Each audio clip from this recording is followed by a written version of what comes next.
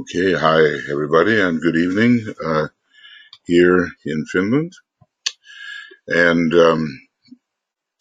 some of you were with us this morning. That was a special broadcast for the science of triangles because I had been AWOL, absent without leave at the Wednesday presentation. But we will continue with Wednesdays for the triangles work.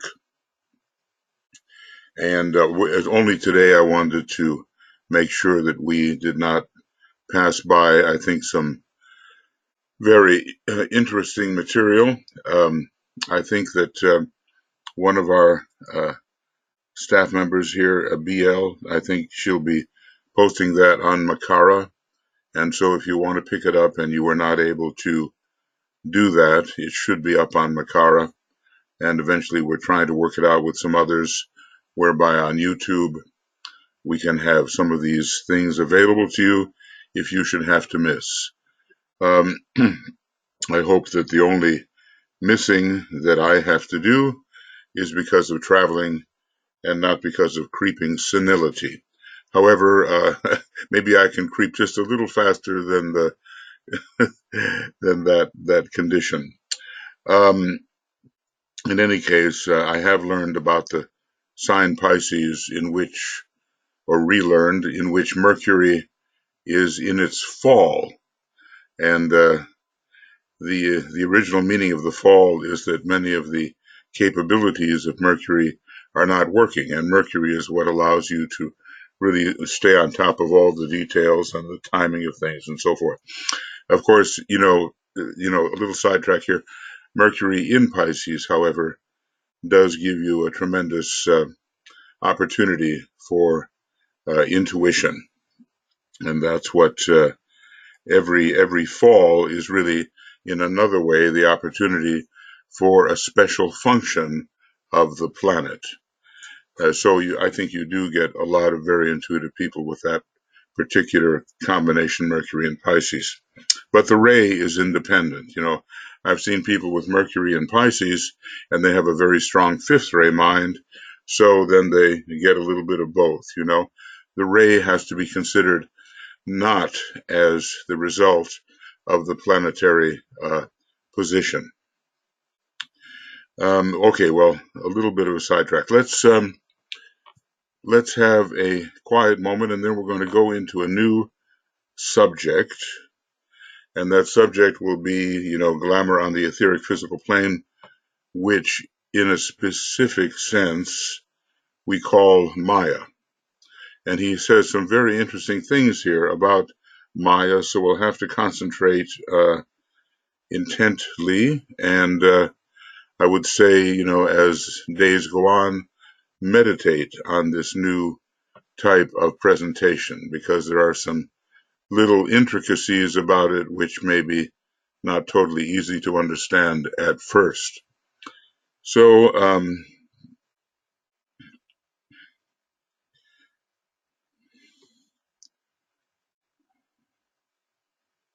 just want to, wherever we are, just get that sense in the quiet of coming together.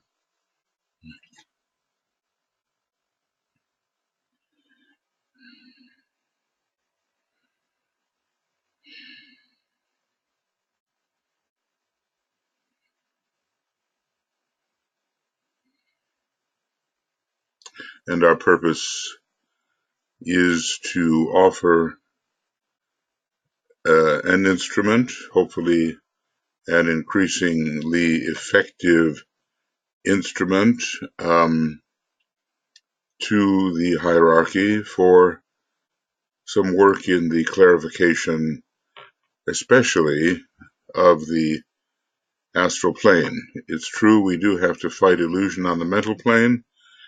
It's not so as big a problem as glamour because of the polarization of humanity. Now, when humanity becomes truly mentally focused, it will be a bigger problem.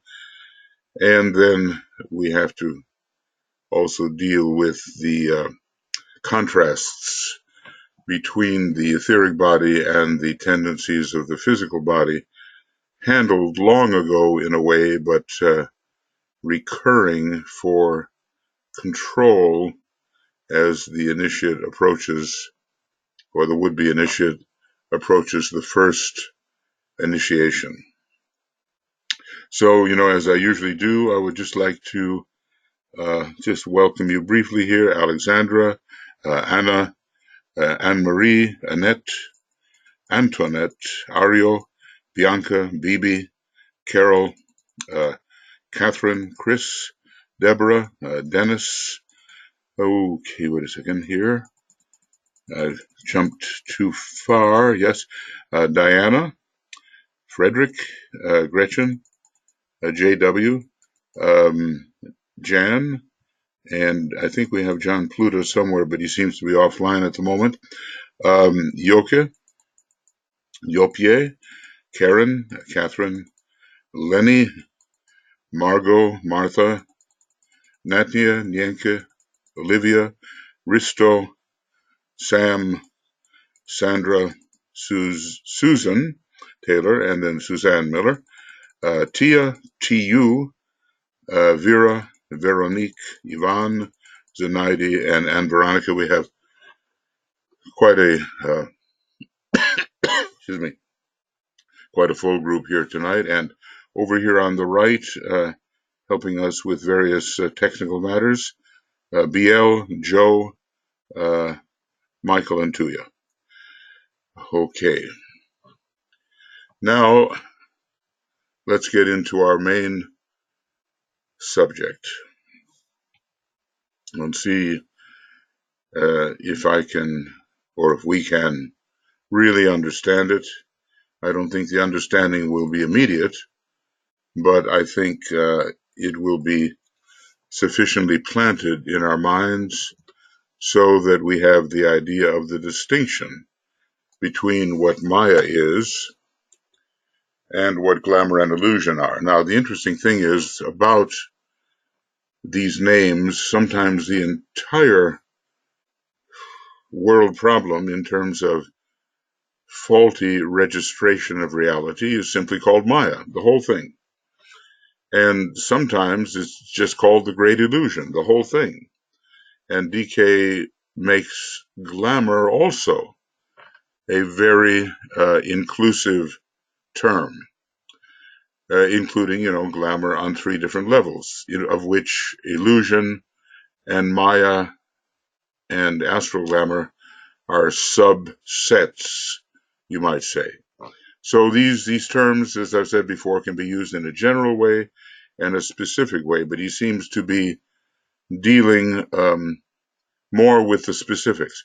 And I would suggest, that as we go along, since I don't know, there's a lot of text here, we'll have to just see how far we can get.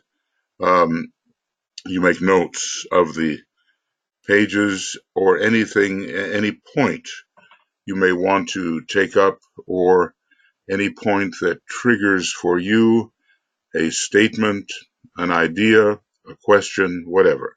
But do keep your pen or maybe some, your computer handy so that you can kind of track it as we go along. Sometimes when I'm doing these commentaries, there's so many outlines with subpoints and sub-subpoints that DK gives that it's easy to get lost. So we'll try to keep track. All right, now what is called here glamour upon etheric levels, or Maya. And before we get into some of these technicalities, there is that arresting phrase that DK uses when trying to define Maya, and every word is important. He calls it that unthinking emotional mess. Unthinking emotional mess. Sounds a little bit humorous, but if you think about it, it's all driven by habit. The desires are involved in a lower sense, and the result is chaotic. And it's related to what is called a veil. On the etheric plane, it's called the veil of impulsion. This, that is particularly the physical etheric realm of the veil. There's also veils of distortion and veil of separation and veil of aspiration. Those are higher types of veils, but all of them veil reality. And what we want to be able to do is see things as they are. And that, is never easy. On our particular planet, we have to work our way out of a lot of the veiling. Okay, we come now to a consideration of the ways and means whereby Maya can be ended, and the disciples stand free from the influence of physical plane force. Now, an example of this comes in Esoteric Astrology from an old commentary section, and I'd like to see if I can, give you an idea of that, because I think it's very interesting looking at the physical plane force, which is operative, and which Saturn, a third-ray planet, seems to solve. By the way, our whole conference this year is on the third ray, and it's a very important one because the third ray is causing a lot of trouble in humanity, and if you show up in person at the conference, you'll be helping to tame the third ray. So I encourage you, okay? So here, look at this. This is a mayavic section from the old commentary, and it kind of gives you the idea of what the problem is and how to regulate the problem. Amid the whirling forces, I stand confused. I know them not. For during all my past, they swept me up and down the land. You'll find that the word swept is frequently used with Maya. You don't know how you got there, but you were swept there. They swept me up and down the land wherein I moved, blinded and unaware. From place to place and point to point, they drove me up and down the land, and nowhere was there rest. Now you certainly detect the ray of activity there, don't you? And remember what DK says, rush not from point to point, nor be deceived by the outer form and that which passes away. Now he's making progress, okay? I know them now, and here I stand, and will not be moved until I know the law, that's Saturn, right, which governs all this movement up and down the land. I may revolve and turning face the many different ways. I face some wide horizons, yet today I stand. Now we go even further. I will determine for myself the way to go. Then onward I will move. I will not travel up and down the land, nor turn in space, but onward will I will move. And there we have the first ray coming in, the first ray of Saturn, and the decision not to be influenced by these whirling forces, but to go in terms of one's own higher guidance straight through the Ajna center.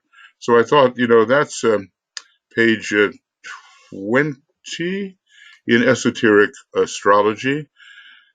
Please make a note of it because it really shows what that unthinking chaotic movement is and how to overcome it by standing and then by going forward, and it takes a long time. Okay, now coming back to where we are, the disciple Maya will be ended, and the disciples stand free from the influence of physical force.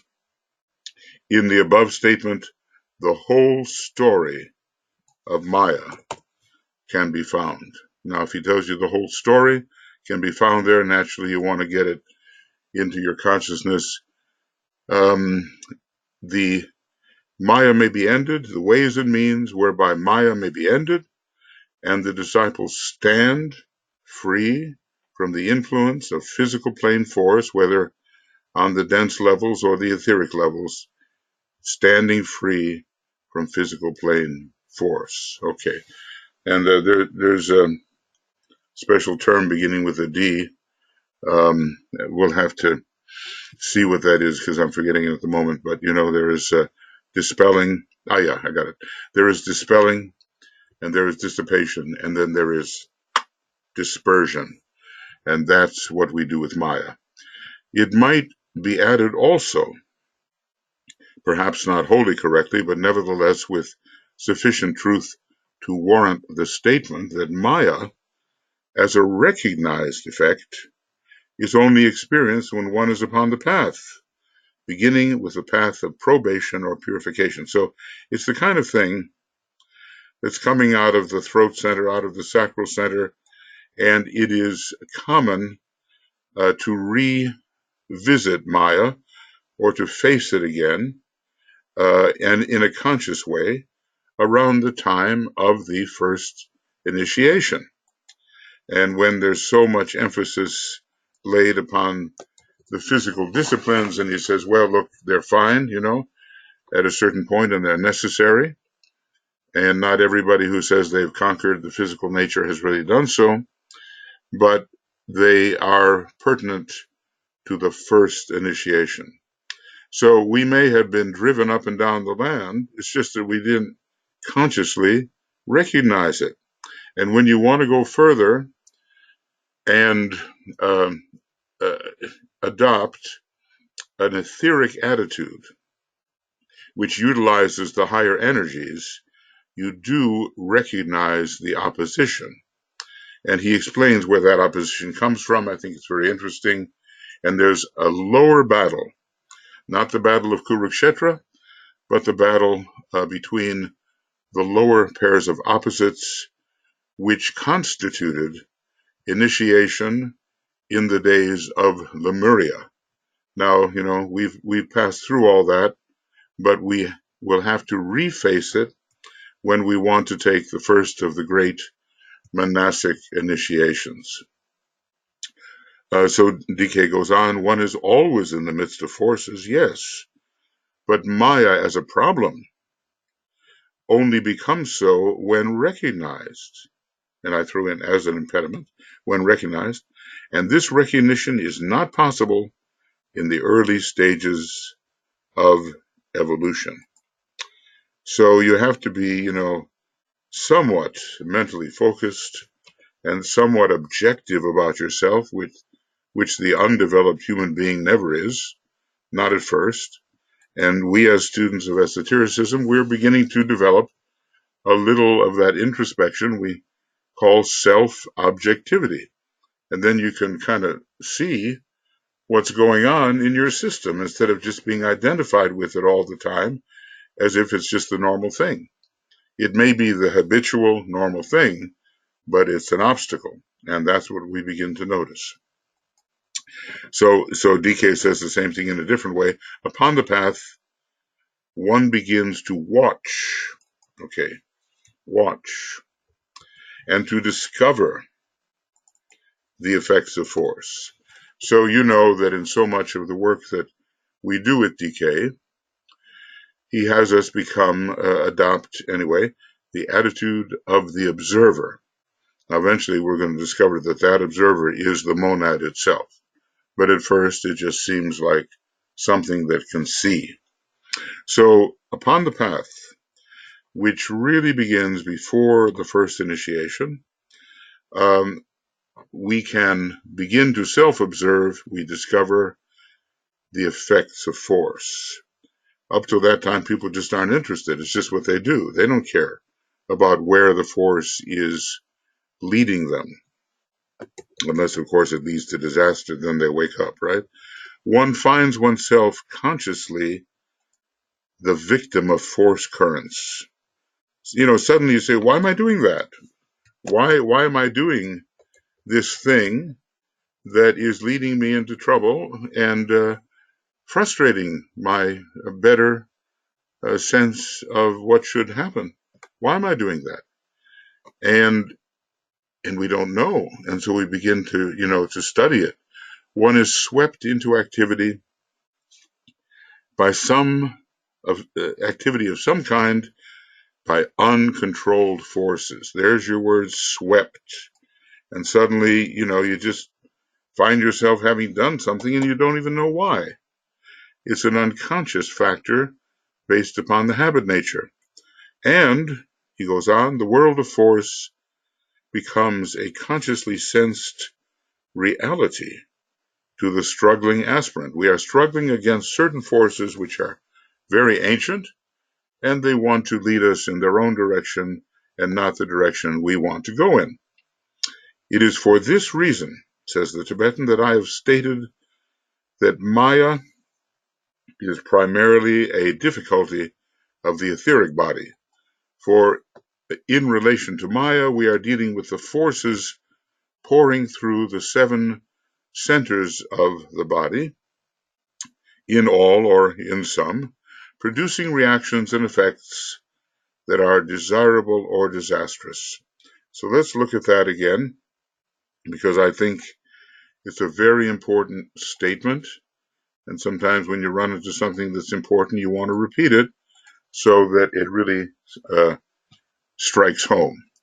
It is for this reason that I've stated that Maya is predominantly a difficulty of the etheric body.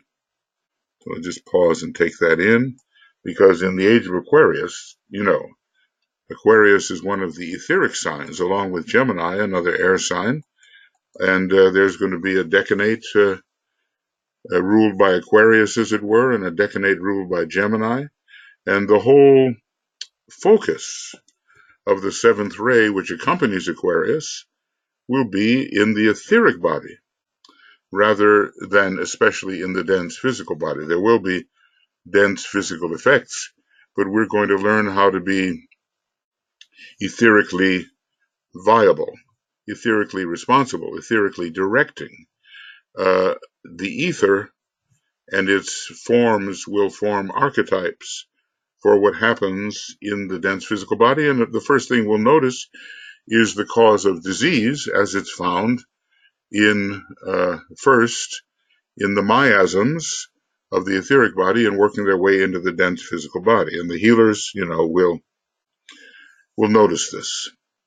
So Maya is predominantly a difficulty of the etheric body, for in relation to Maya, we are dealing with the forces pouring through the 7 centers of the body, so for different people, either in all or in some of those centers, producing reactions and effects that are desirable or disastrous. Now, you may remember, I've said it before, that he likened the dweller of humanity, illusion, glamour, and Maya, to the 3 Axis powers that were fighting the second part of the Great War that we call World War II.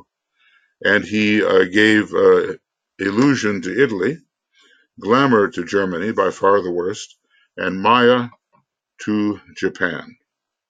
Now, maybe, we could think about the way the commanders and soldiers behaved and what was the ideology and so forth. Why was Maya given to Japan? Obviously some kind of more dense physical focus was there, but he had his reasons, and we have to think about what those might be.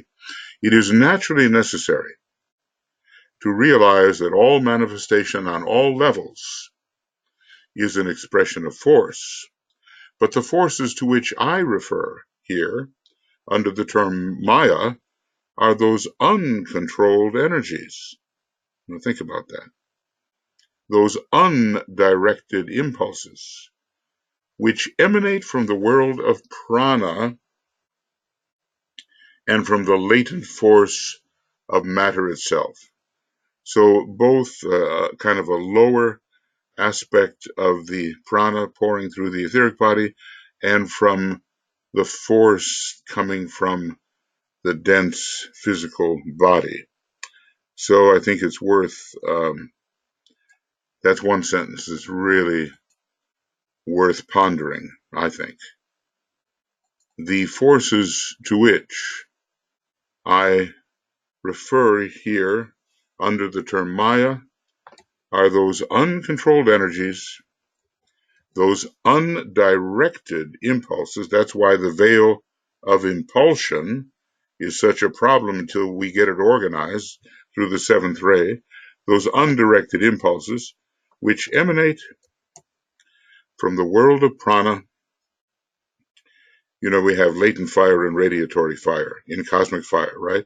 So latent fire has to do with dense physical forces, and radiatory fire has to do with etheric forces, which emanate from the world of prana and from the latent, notice he uses it there, the latent force of matter itself, thereby connecting that to cosmic fire and what he said. Now here's our sweeping, here's our word, and sometimes we hear that a person got swept off their feet. And maybe if there's a great flood of water, or who knows, an avalanche or something, you just get swept off your feet and you just have no control anymore. Or maybe the idea is you become so attracted to someone that their presence sweeps you off your feet, and your stronger sense of guidance coming through your higher emotions and your mind and your soul have nothing to do with it. So these sweep a man into wrong activity, and right there is a real big word when it comes to Maya. Wrong activity. Activity is the thing. Lots and lots of activity. And usually, when it comes to Maya, of the wrong kind that can lead to disaster. These sweep a man into wrong activity and surround him with and here's another one of those words, whirlpool. Surround him with a whirlpool of effects and conditions. Look, if you're caught in a whirlpool, what do? And the answer is probably not much. You're in it, in which he is entirely helpless.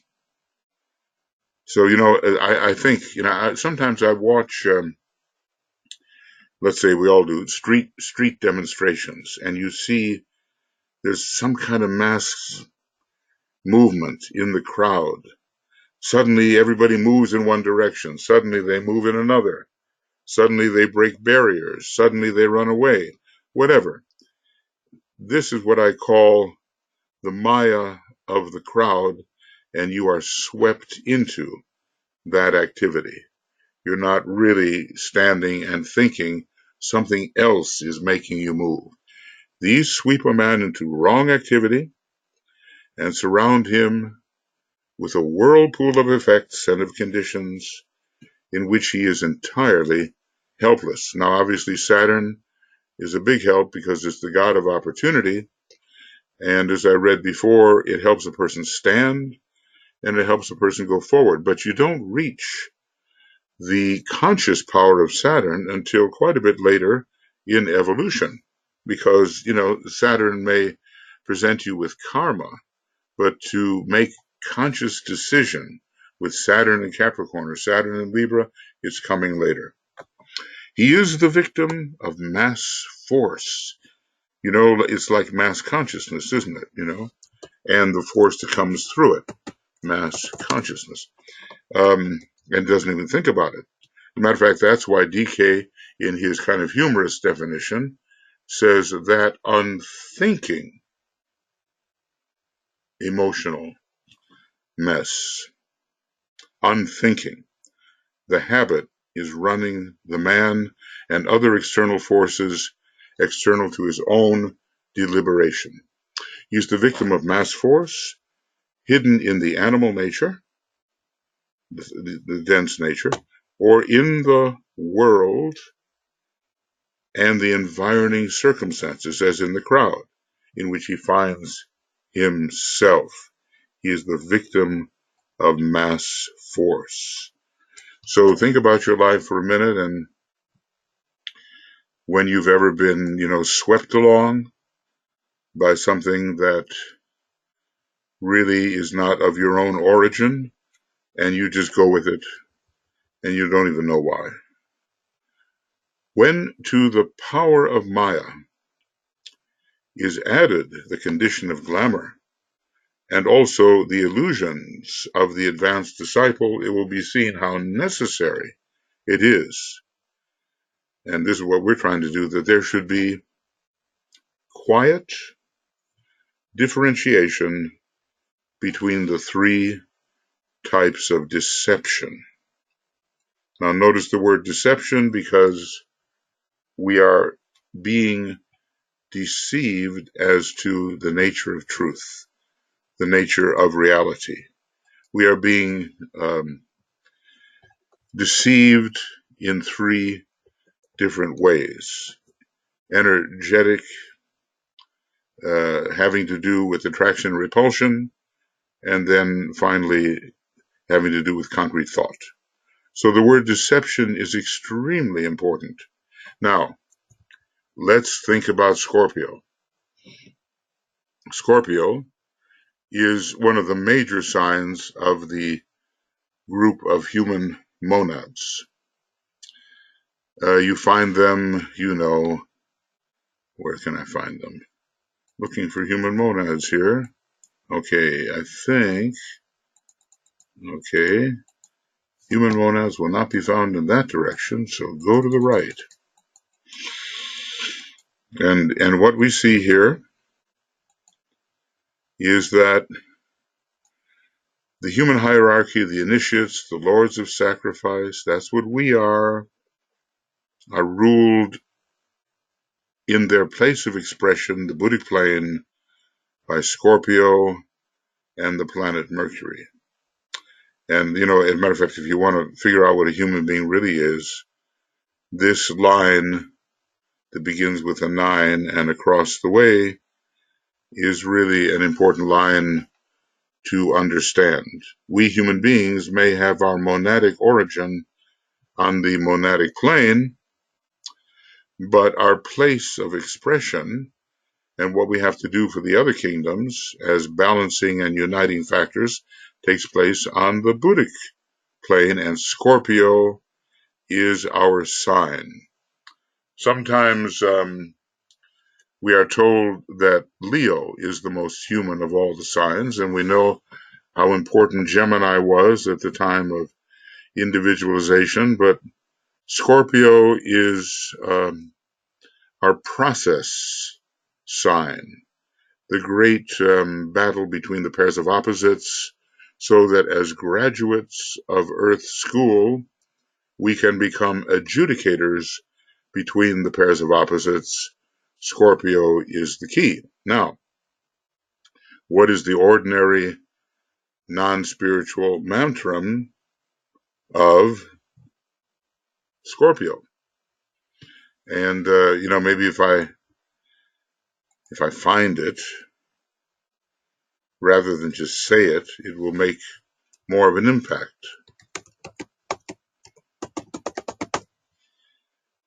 And here it is. Let Maya flourish, and let deception rule. So there is a tendency in the human being for this factor of deception to rule the lower mind and its nature. And the enemies of humanity use this factor of self-deceiving, deliberately hiding the truth. Let Maya flourish and let deception rule. It's a lot different than warrior I am, and from the battle I emerge triumphant. So just think about that. It should be remembered that when we use the term deception, we mean deception from the angle of the soul. The soul sees something, and we don't. And we, in our personality nature, do not. We are blind, and that's why we study occultism, spiritual occultism, because the other kind of occultism will lead you into even greater blindness. And then it could be said of us, if we really go wrong, that we are brothers of unique blindness who have journeyed far into the land of distances. What a phrase. And that's how he describes the members of the Black Lodge, the second ray types among which try to deceive humanity all the time.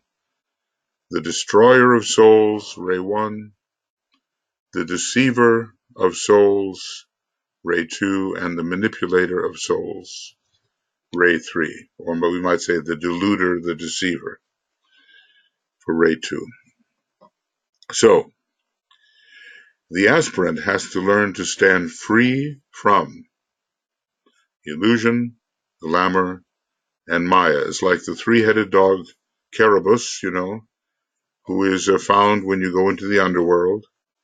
It's like the three main heads, or three main tiers of heads of the Hydra. These enemies of human consciousness appear in threes, indicating the effect of the lower nature upon what the soul could see if it were free of these delusions. The aspirant has to learn to stand free from illusion, glamour, and Maya, and to do this, he must understand the means to freedom. Okay, and also here I want to add dispelling, dissipating, and dispersing. And you'll recognize how they go and what they connect with. The three means to freedom, which we have not yet achieved by and large: intuition for illusion, illumination for glamour, and inspiration, a kind of rhythmic, ordered breathing in of divinity, for Maya. And just memorize this. We dispel illusion, we dissipate glamour, we disperse Maya. Okay, now let's see where we are. Maybe where we are is far enough to begin a discussion. I always want to cover more than it seems possible to cover, but I'm also thinking about the degree of intensity of the group mind as it focuses on certain things the Tibetan has presented. Because we can go on and on and on, but then we might dilute our intensity and dilute our power to penetrate.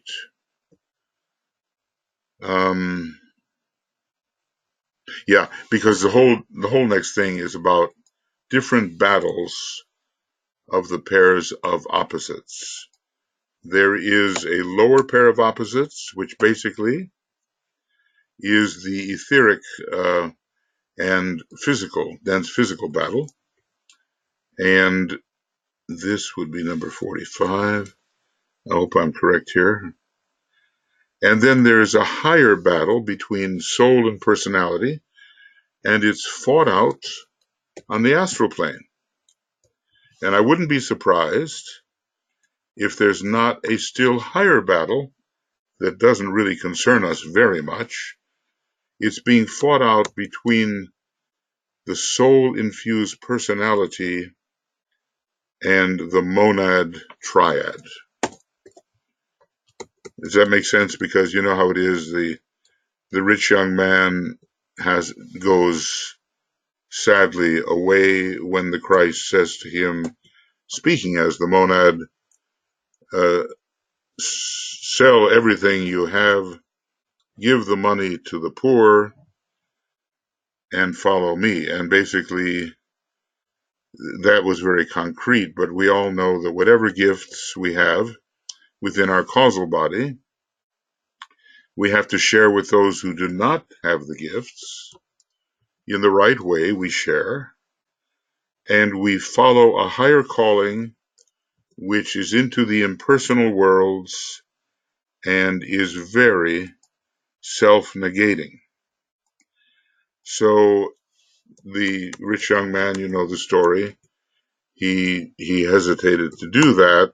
He just couldn't do it. Now, DK said later he did in some other life, you know.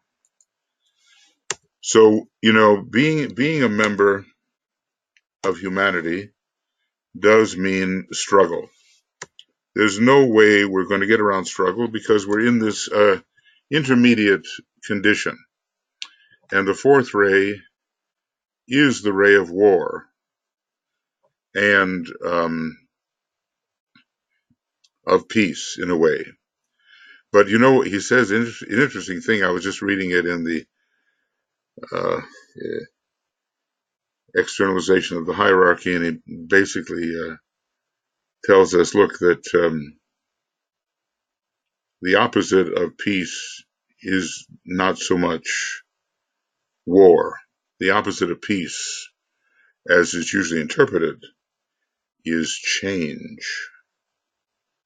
So, you know, a peaceful, settled condition in which there's no danger and things just keep on going with no friction and so forth. Change is the opposite of that kind of peace. And then later he says, of course, war is instigated from the very depths of matter and always indicates a change which is about to happen. So we live in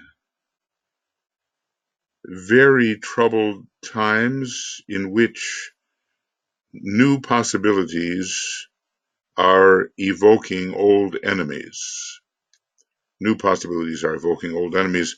There are so many issues which could make life for humanity a very great issue of survival. Environmental issues, food issues, climatic issues. And when DK says, okay, we know what's going to happen. Hierarchy knows what's going to happen. Now, obviously, he can't mean every choice that humanity is going to make, but they know what humanity will be confronted with. And the choice will be determining for the Aquarian age. And, you know, I think the Christ 2,000 years ago, as he was acquiescing to the sixth initiation, he saw it too. And he saw far ahead on the path of Earth service that if he did not choose as he did, humanity would be in great trouble. So we have a few years ahead of us here, and we're going to see some outrageous behavior on the forces of opposition, and we have to learn how not to be driven up and down the land, but to stand and move forward together, stand in spiritual being, and move forward together towards the true spiritual objectives. And it will be probably, if we've had probably a lot of tests along the way, but probably this will be among the greatest tests with which a semi-prepared disciple, how can you ever say you're totally prepared? A semi-prepared disciple will be confronted. So hang on. Okay, so that's all we're going to do for right now, and now I can open the floor for other thoughts. Yes, Michael. Yes, Michael, on next week's schedule, it's March rather than February. Okay, that sounds like there's more coming. Yes. And it's the morning schedule rather than the evening schedule. Thank you. Now, when would I ever make a mistake and show up at the wrong time? Okay, thank you. Thank you very much. All right, that's good. And then Deborah asks, Mm. can you give us more examples of Maya in today's world? Thanks. Yes, and if, well, it's like this. In our cultures, what do we do because we've been conditioned to do them rather than thinking carefully about the situation? How, as a Frenchman, I react in a certain way, or a Britisher, according to my race and my astrological signs, or as a loud American, or whatever, you know how it goes. There are certain things that are just so built into the habit nature that they override thought about the appropriate type of response. And sometimes, you just see people reacting thoughtlessly, because that's why he uses the word unthinking. So it's a general problem of thinking before you act, or letting your well-trained habits and your character, because habit leads to character, do the acting for you. And then you find that it may not have been appropriate at all. And this is happening all the time.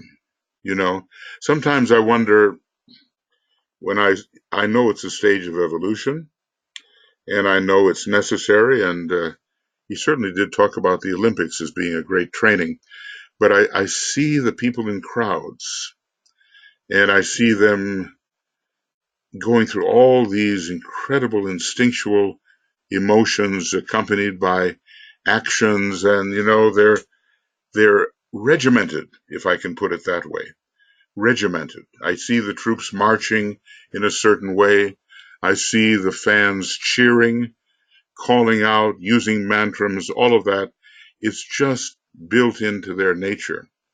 And there's no individual there. That is the mass consciousness on a certain level, simply responding to, I don't know, the will to victory, or who knows, or identification with the actor. So everywhere you have to judge the degree of consciousness or unconsciousness in the response of any individual, group, or nation. And when there's simply, we have in the United States now an incredible degree of unconscious assent to demagoguery. People who are not thinking in any real sequential terms are swept by their emotions, the unthinking emotional mess. And it's just, my God, I sometimes think I'm back in Germany in 1930s when I see things being said and people respond instinctively to what is said, even though what is said has no value. It just triggers, and that's another word. Maya gets triggered. The reaction gets triggered. They just have a built-in response according to their habit nature and what they've been nursing and wanting all this time. So I think it's a very, very general problem all over the world, and it could be a problem that people are just swept into war in an unthinking. We call it war hysteria. Now, in the First World War, there was so much of that. And I'm going back also to the Civil War. People had no idea what they were getting into, the Civil War in America. And the war hysteria, going off with high spirits about, get the job done and return the conquering hero, that was mayavic. Totally mayavic. They were just swept by this current of public opinion, which was totally unrealistic. The same thing happened in World War I. By World War II, things were a little more sober because of what the world had been through. But wherever there's this kind of unthinking hysteria that sweeps you along, you're looking at Maya. So you just almost have to go country by country and event by event and see if you detect the unthinking, habitual, chaotic response, and there find Maya. And of course, look in your own life too. When do your habits sweep you along so you really didn't think about what you did until later when it was too late? That's just a partial response, and it's a good question. Thank you. Jan's hand was raised earlier and then was written, how does one support the etheric body to be strong enough to deal with interaction of Maya's influence? Well, there's several ways to do it. First of all, believe it or not, he does deal in the latter part of Letters on Occult Meditation with the proper diet. It's actually it has something to do with how you nourish yourself, because there are certain types of vibrations that you might be taking into your body that support animal activity and not reality and not reflectiveness. In other words, Martian foods, if I can say it that way, the foods that feed instantaneous impulse. And like sometimes we hear that a politician is throwing red meat to his base. Or maybe I don't know, have you ever been in a zoo around 4 o'clock in the afternoon when the lions are getting hungry? There's a lot of roaring going on, and then they throw the red meat in there, and the roaring stops, and the lions are consumed by consuming. So the physical discipline is one thing. Then there's the whole issue of emotional and mental purification, so that the energy of the soul can make its way into illuminating the mind, tranquilizing and beautifying the astral body, and making its way into the etheric body, so that the energies from above are finally trained to control that which is below. And we always reach a certain point when that just has to be done. Whether it is the first initiation particularly, where we have to make sure that etheric modeling conditions what happens on the physical plane. But the etheric body carries all kinds of energies. So what will they be? Will they be the low energies of the astral plane? Will they be the very concrete and kind of not too intelligent energies of the lower mind? Or will we have trained the mind and trained the emotions, and through meditation made contact with the soul, which is the source of the mind's illumination and the source of the love and unity energy flowing through the astral body? So another answer to this is not just diet, but meditative training. Now, if we mention meditation, we're going to have to mention service as well, because in the demand of real service, which is self-abnegating, the lower vehicles get trained and the higher energies make their way into the ethers and provide a real contrast with what the tendencies of the dense physical body are. So I would say, just off the top of my head here, that diet, meditation, and service, and of course it's got to be backed by study, but anyway, our usual type of training eventually is going to put us in touch with energies which subdue impulsion and chaos and unthinking, chaotic movements, which are habitual and which may not serve at all what really has to be done. So, the Tibetan has given us the methods. You watch what you eat, you watch what you exercise, that's the first step. You learn meditation, and then you you reinforce the whole thing with a bright mind because you study and then you serve. And that ought to do a lot to combat the tendencies of Maya. So actually we're engaged in the program right now, you might say.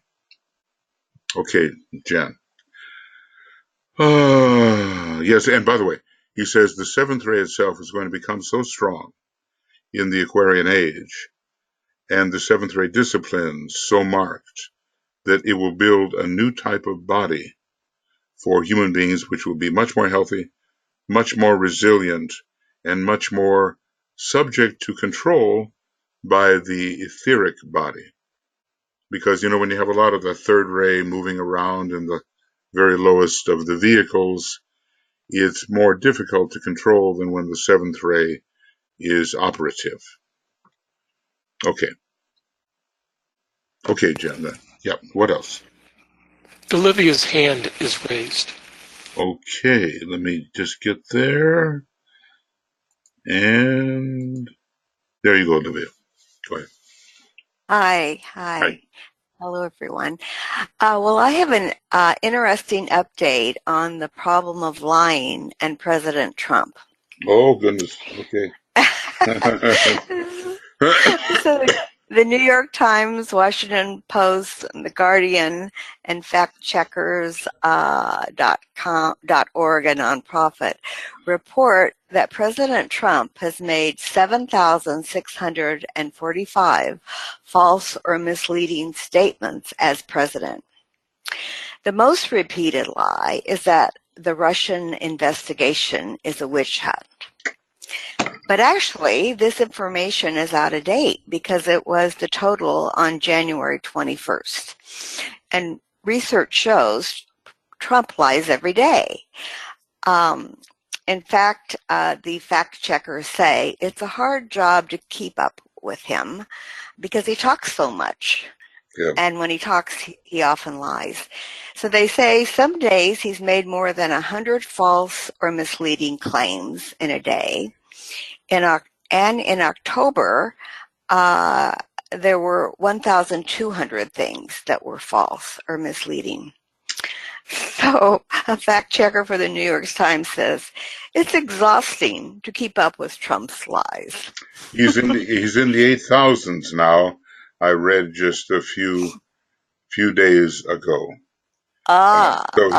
Yeah. He's right up there, and in his horoscope. Well, you know how Neptune is. Neptune is the deceiver, and Neptune is also, interestingly, from Blavatsky, the god of pure reasoning, and that's or the god of reason, and that's when we talk about pure reason. But he's got some very tough stuff involving Neptune, or you might just call making it up. Making it up.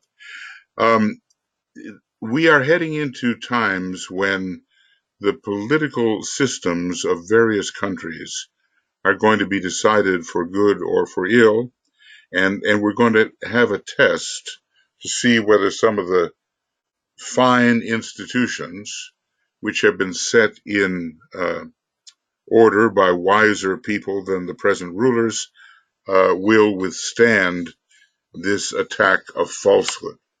So that, the whole question about lying and why we lie and all that is a huge issue.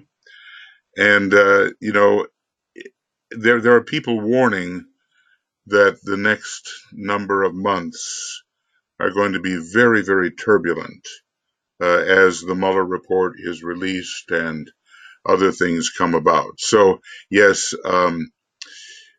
in Plato, the philosopher king, and that's how he referred to it, has to be at least 50 years old. Okay, that's probably wise, and has to be the best among people.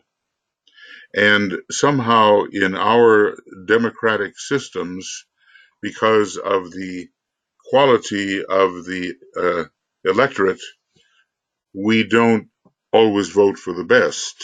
As a matter of fact, oftentimes we just don't. We vote for the people that reflect our own state of consciousness. So we have to do everything we can to help through education to raise the level of consciousness of the voters. It's obvious. And the more intelligent and discerning and compassionate is the electorate, the better our leaders will be. That's not going to happen overnight, obviously. So we have a big job. It's a big job. Yep. Right. And our glamour work is, we really have our work to do there when that much lying at a high level is being spewed out. And really, what a bad example for our children. You know? Well, it's got to be seen and understood. You know, it's so interesting. Of course, this is a subject unto itself, but how the religious people overlook all the things that they usually criticize others for, as long as they get some decisions that are favorable to their particular orthodoxy. So, in other words, it's not what's good for the goose is good for the gander anymore. The very things that Obama was being criticized for, Trump is getting a free pass because he allows certain things to be instituted which feed the selfish emotions of the base. But of course, okay, we have a very different point of view. The thing is, it is contagious. It's not just America. It's going on all over the world. It's a Black Lodge attack, very subtle, and it's a reapproach to fascism and to dictatorship and to those forms which are not suitable for progress into the Aquarian Age. And now is the time when we're going to be confronting that in the methods that we have. And we got to do it. We got to do it. Right. And we will. Right. Yeah. Now more than ever, our work is important. Yeah. Yeah. Well, we head towards the conclave of 2025, and I think it's going to be quite a ride on the way to the conclave of 2025. That doesn't mean everything disappears and is wonderful after that, because we can count on the fading out of the sixth ray in its present racial cycle. We can count on the fading out of Pisces as it is affecting humanity, but not immediately and not all at once. And so we can't say, oh, when 2025 comes, hey, everything's fine. No, not at all. We have 100 years of still having to deal with these tendencies, even though, fortunately, they are on the wane. And probably instead of having sixth-ray children, a lot of people who are sixth-ray themselves will have seventh-ray children. And good luck in the family when that happens. So, yeah. Okay. Thank you. Thank you for the thought, Lily. Okay. Now, who else would like to? Michael. Yes, Tuija. Go ahead. This is Tuija. Yes. Yeah, I was just thinking while you were talking about that Gemini in relationship to United States, and the problem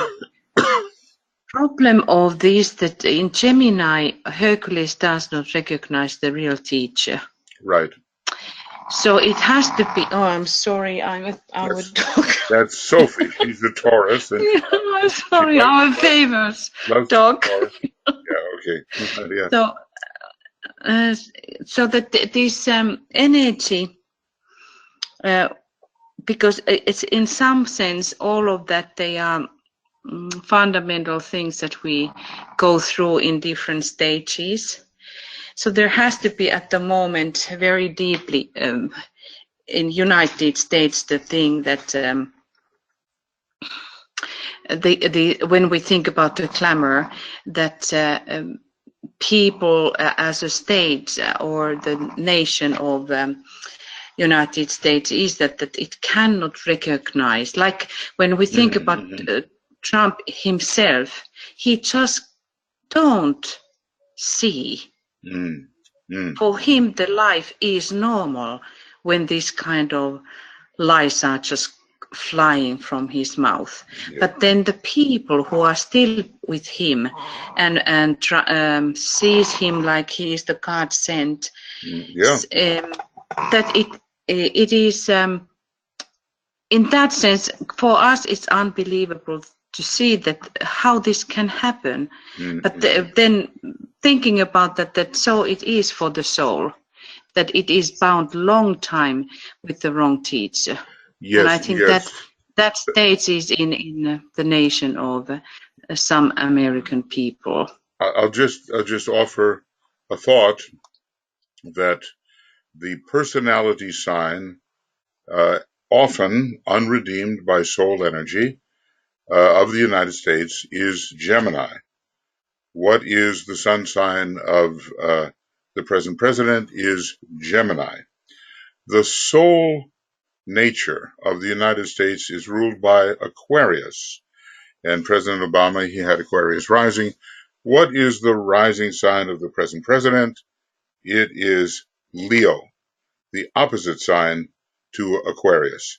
So if you want to see a combination that emphasizes the personality and all of its duality, if you will, the creator of duality, and opposes the humanitarianism of Aquarius, we have that combination in our present leader. But of course, you know, he's just a symptom of humanity's lack of education and subjection to the lack of right perception, which is illusion, glamour, and Maya. So the cause, none of these things would ever take place in all these different countries if the people themselves were educated to the point of having real light in the head. Now, the Manus department controls in many ways where the different types go. And I think I've mentioned this before, that the United States, for instance, was not the, let's call, victim of a strong inflow of inexperienced souls until recently. And then in the Treatise on Cosmic Fire, it tells us about that, and that's 100 years ago. He says, now we have the coming in the United States of many souls who are young, and they don't have training, and they don't have mental focus, and they're easily led by demagogues. And what we're seeing in all of this is simply the condition of humanity and its various strata, you might say, or they use the word brackets, the brackets of humanity. And that's just a fact. So the people, the Manu has to be so careful how this is apportioned, because it's possible to be swept away according to your own tendencies. Now, the amazing thing is that Germany is an old people and a new nation. That's how he describes it. And it's a very cultured nation, especially in the arts of music. Some of the greatest musicians have come there. And it's only because they had a Pisces personality and on the first ray of egotism that they were able to be overcome by those forces, not because they were necessarily young souls, but because of their vulnerability under Pisces, which was heating up towards the end of the Piscean age. So there are always these occult reasons behind these things, and we have to know what they are, and we have to oppose them. DK says, you better battle, you better fight, you better choose sides, he says. We have to oppose these things with the occult methods that we have been given. And we have to believe in them too, because they do work. They do work. Okay, are there any other thoughts that we have? Now, our subject matter is intuition, illumination, inspiration, dispelling, dissipating, dispersing, It's all a question of deception. When you get caught in Maya, you're helpless. I'm just doing a quick review here. The seventh ray is going to help a lot because it's in a way, an anti-mayavic ray. It likes so much the question of order that it will at least check these uncontrolled impulses. The only danger is the habit nature can be stimulated, and we just keep doing things the same old way and not adapting to the present circumstances. That's a problem with the seventh ray. And we're going to learn about the battle that took place in the Great War from 1914, especially the earlier part of the war, to 1945, between the etheric body of man and the dense physical body of man, of humanity. Now remember, these wars, good can come out of evil, and they are great training experiences. I'm always, it's a jaw dropper for me when I hear the Tibetans say that because of the great Atlantean War about 4 million years ago, many started treading the path of initiation then who would not be treading it now, even now, millions of years later. Such was the shock, the horror, the discipline, the extremity of that war, with its probably magical weapons and all the rest of it, that they are treading, they began to tread the path at that time, the path of initiation he refers to, who would not be treading it even now. So sometimes he does talk about a certain kind of peace, which is soporific. I think that's the word he used, and it means inducing a tendency to sleep and not to be an awakening soul. Because peace is the opposite of change from this perspective, and change for the better. So peace is really comfortable, and it was a big thing in Atlantis, and he says it shouldn't be a big thing now in its old definition, because we are heading into a period of great activity. And when he describes in Esoteric Astrology what Aquarius is, it's got huge activity connected with it. So we have to be ready for many kinds of changes. They're on their way, and you can really see the difference between the people addicted to Piscean habits and those who want to push ahead into new possibilities. It's going to be quite a struggle. Okay, any other before we get into our meditation? Alexandra, go ahead.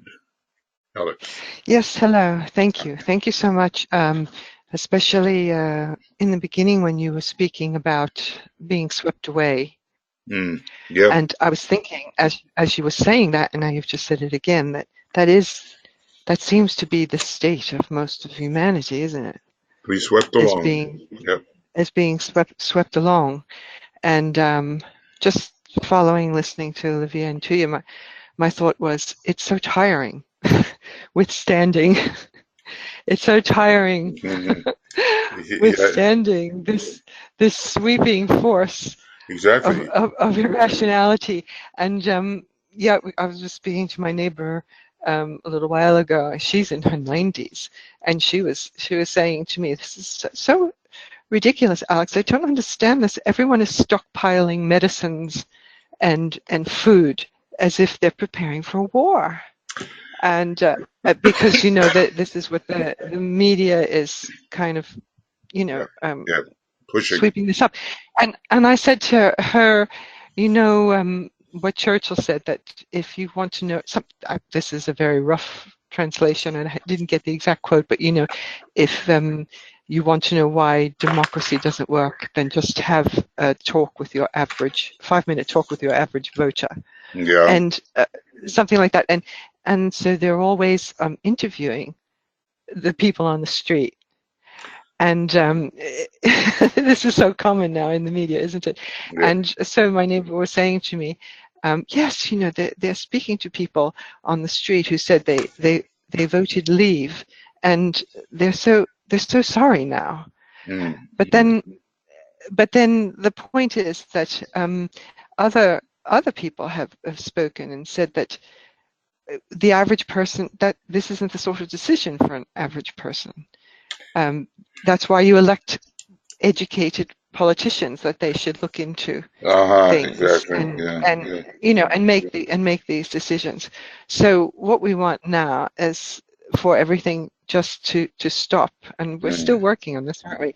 To just stop and take a pause when something is, you know, terrible about to happen, and there's no reason.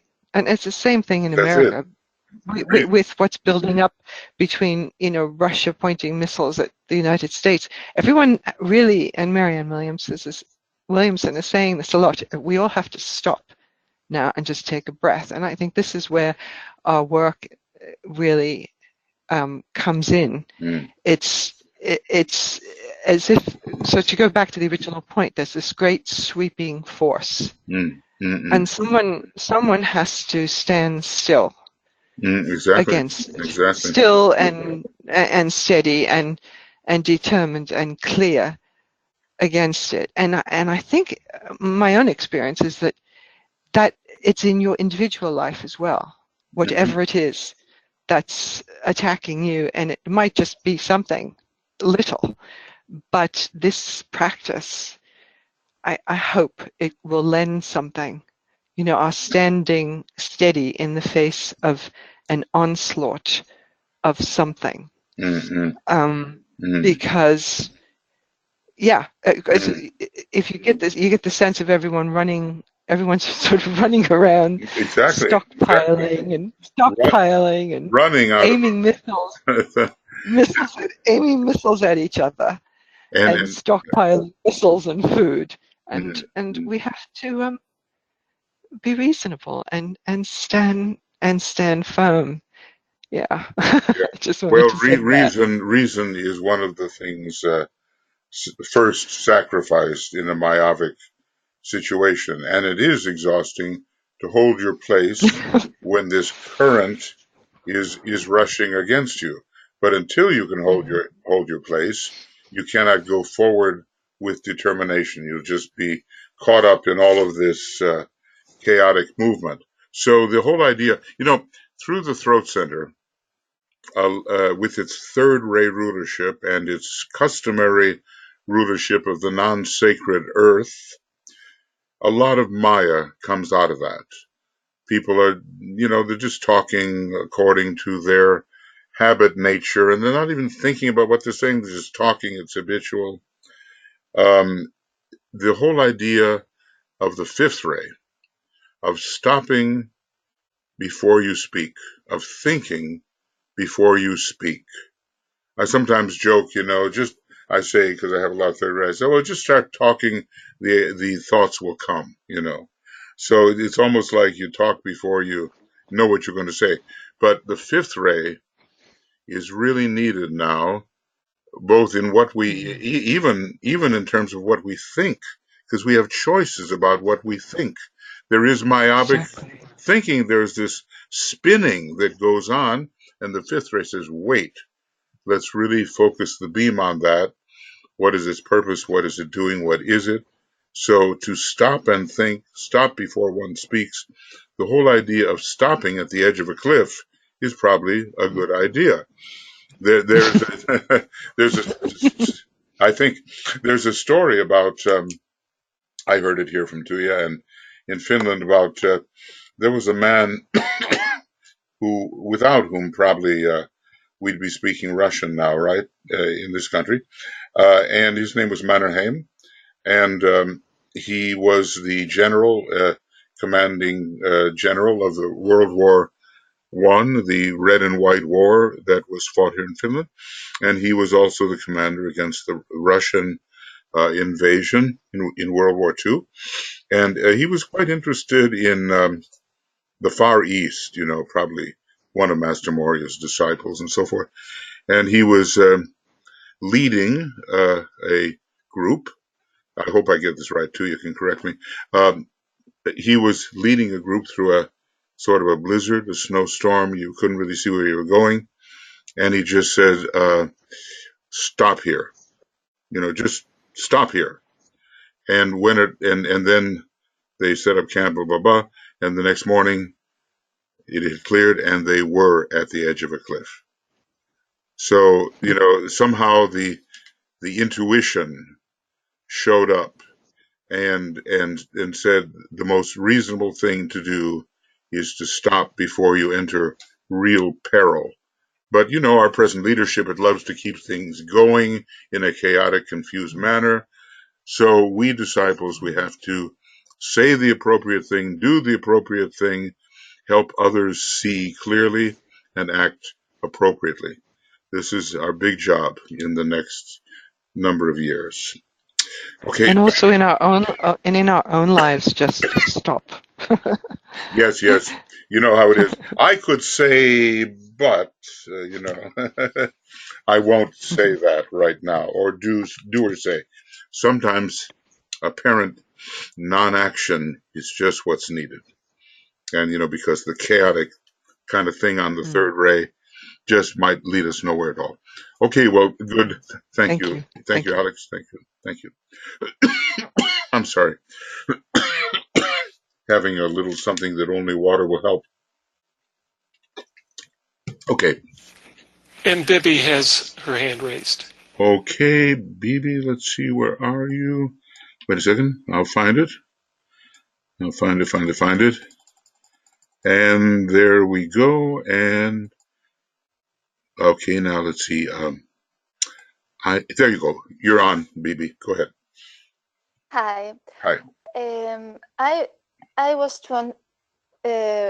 to share something that is really important for me, and that is, I think Alice Bailey said there is no religion higher than truth, right?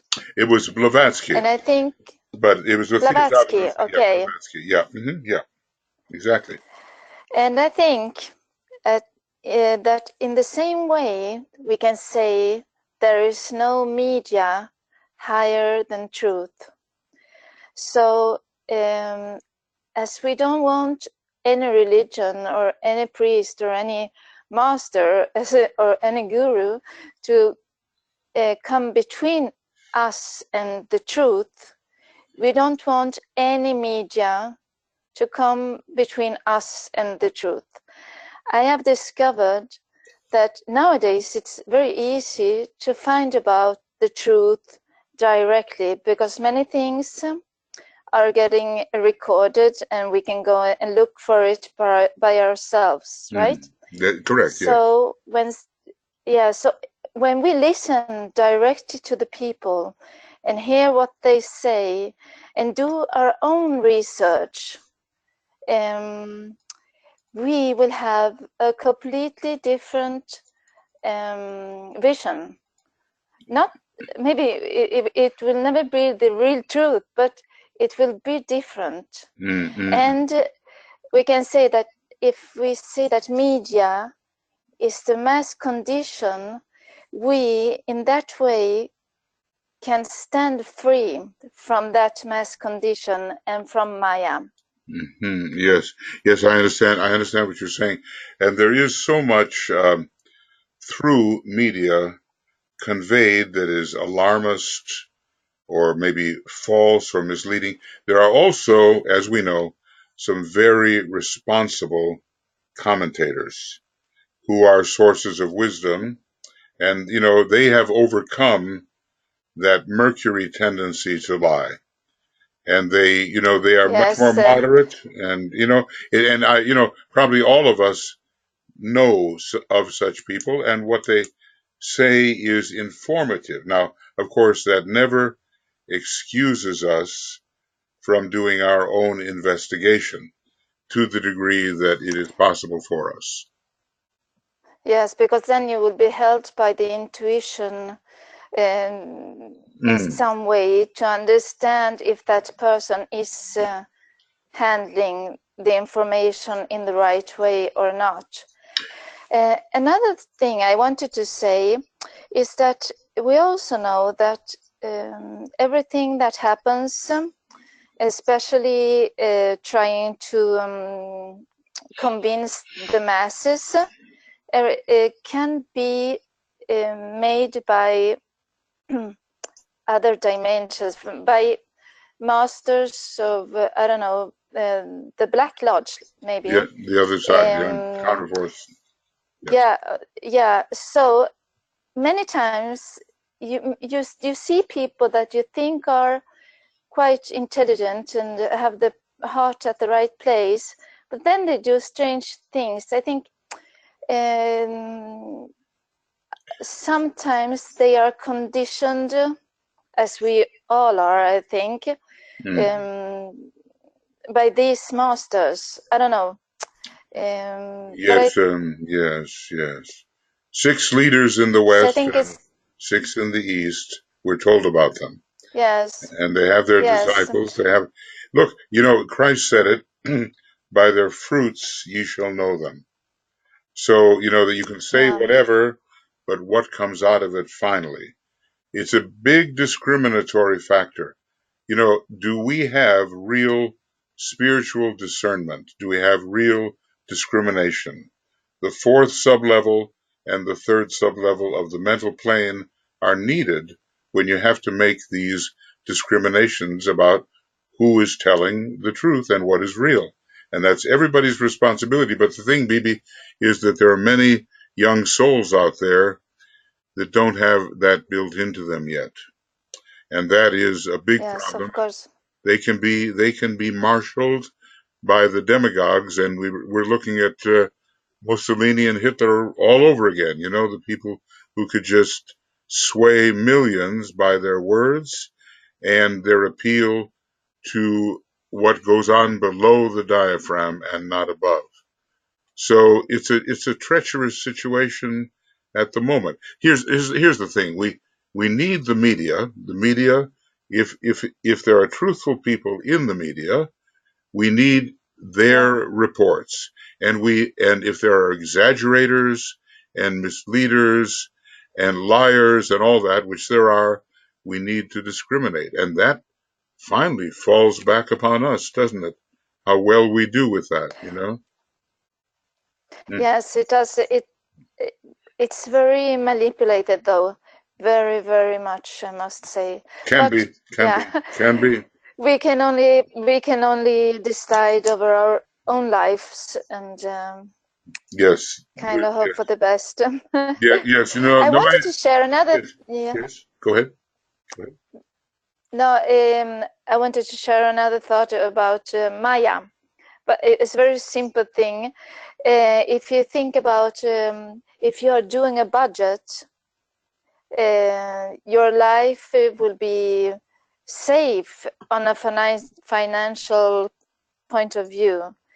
If you don't do a budget, if you don't decide where your money is going, etc., you will have a difficult life and a lot of problems, emotions, and that's a little bit how Maya works, I think, right? It's interesting. You have to plan. Yes, you have to plan. It's true because look, it's like go ahead. Yeah. No, go ahead. Yeah, I'm saying Maya so often is immediately spontaneous, without thinking, reacting without thinking. That's totally different than making the plan. Totally different. Yes, but it's, as I said before, humanity is Scorpio, right? And that thing about let deception rule is like, we like that kind of, I don't know what's going to happen tomorrow. Maybe it could be good and it could be bad. But if you decide what will happen in your life, maybe it seems boring in some way, you want so to be it's difficult. Yeah. I don't know, that from my own experience, of course, but I think that is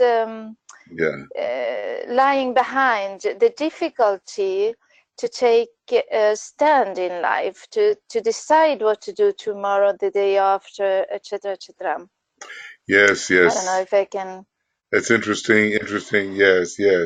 I think it's true for many people that let's say they want to let chance or possible surprise enter and find that planning is a pretty boring thing.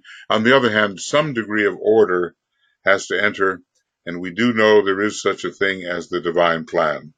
So, our superiors are looking far ahead, and they're looking at all the forces and all the cycles, and we have to learn to have a program.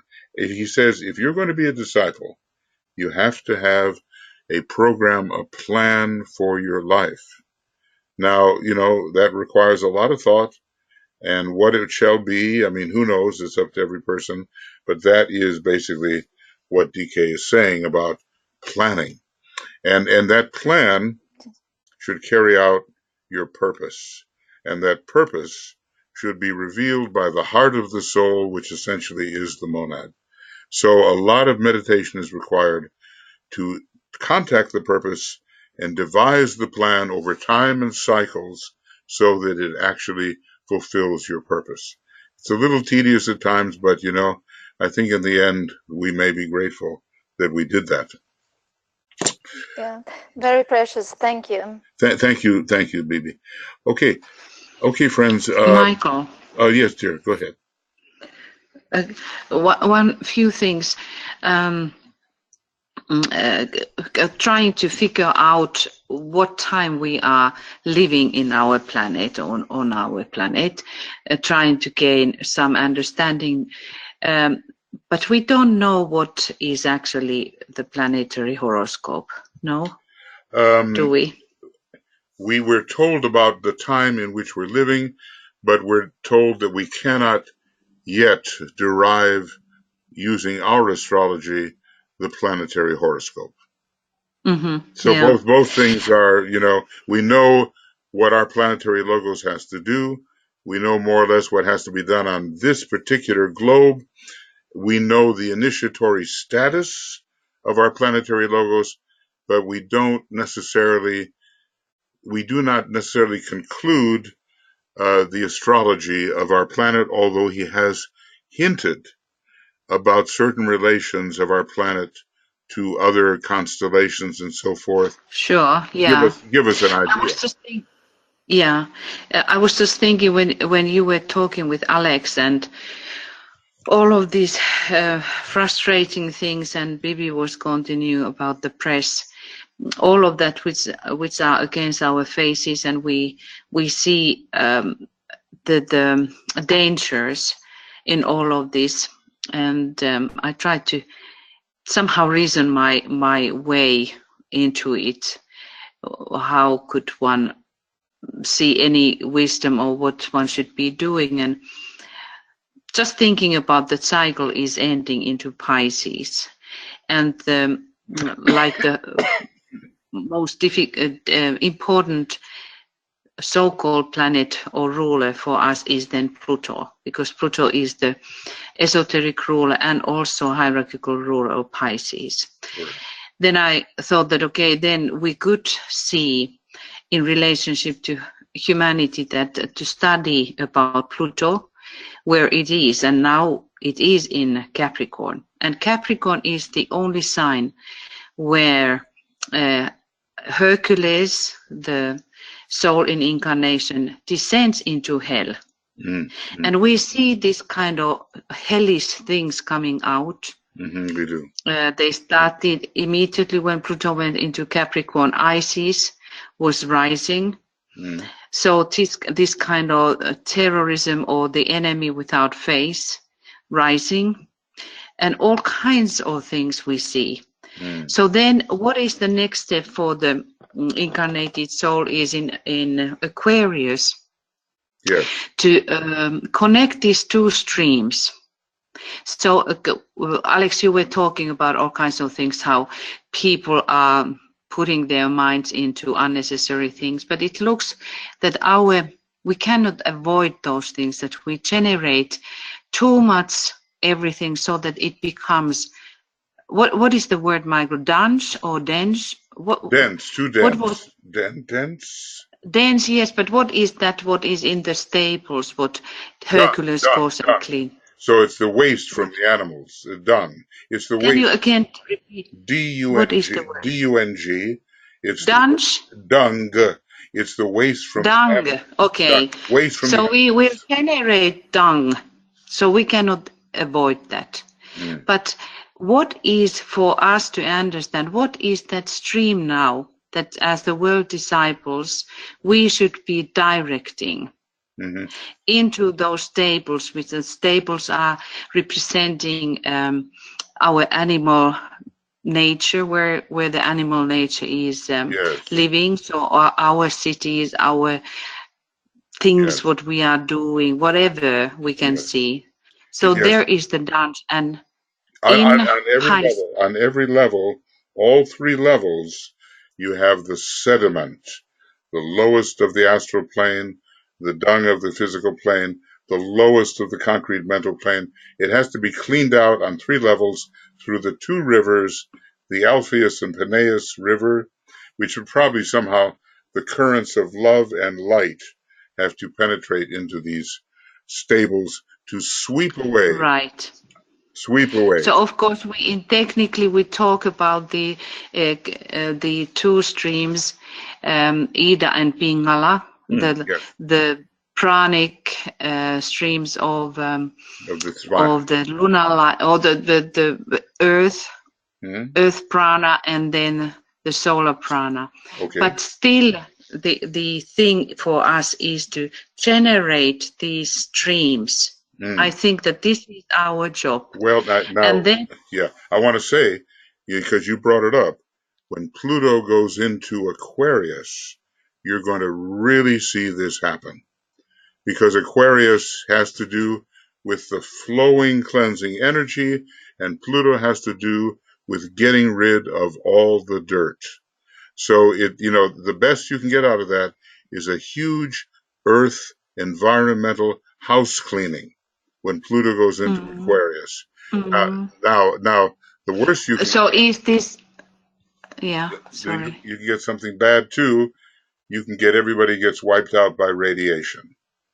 That could be Pluto. Radiation or something what is happening on the planet, because... Epidemic, radiation, whatever. Yeah. Yeah, you could. So in what I am trying to say here is that we have to now take all this teaching what we can and trying to see deeper what is the way how we can function, because the teaching already tells us. And then in Pisces, which is then again, if we just follow Pluto, it's going to be about next 20 how many years in Aquarius. So it's then... It starts right when the Christ, right at around 2025. 2024, Pluto goes into Aquarius. So we still have another 5 or 6 years with Pluto in Capricorn. And then beyond that comes another 20 years, or I'll have to check the cycles. But it will go into then, let's see, into Pisces, yeah. Oh boy, that's going to be a time, let me tell you. Because, I mean... Yes, and Pisces, the idea is about saving. So this is what I try to now say about these methods, what the soul, Hercules, soul in incarnation, has and has to understand. So I was just thinking that this would be a good idea to contemplate what do these things really mean in practical terms, because they are the methods how to go and move forward. Yeah. So to combine these two streams first, and then to save, and of course in Capricorn, one has to kill the Kerberos dog, which is the two-headed dog of the hell. This is hell now. And you know what's very interesting, in the book of Revelation, we are told that hell appears on earth. And you already see that happening to a certain extent, because the very lowest levels of the astral plane are precipitating through mediums which carry those vibrations and are, in a sense, walking the earth. there are those who are tuned in with the 7th level of the astral plane, which is the hell of your average believer, says Master DK. So we will see the forms of hell walking the earth. Then there will come a great cleansing, and through Aquarius, if we do it right, Pluto in Aquarius, and then will come the end. I suppose a real kind of dissolution of the old energies when Pluto is in Pisces, the termination. Now, I saw some terrible things.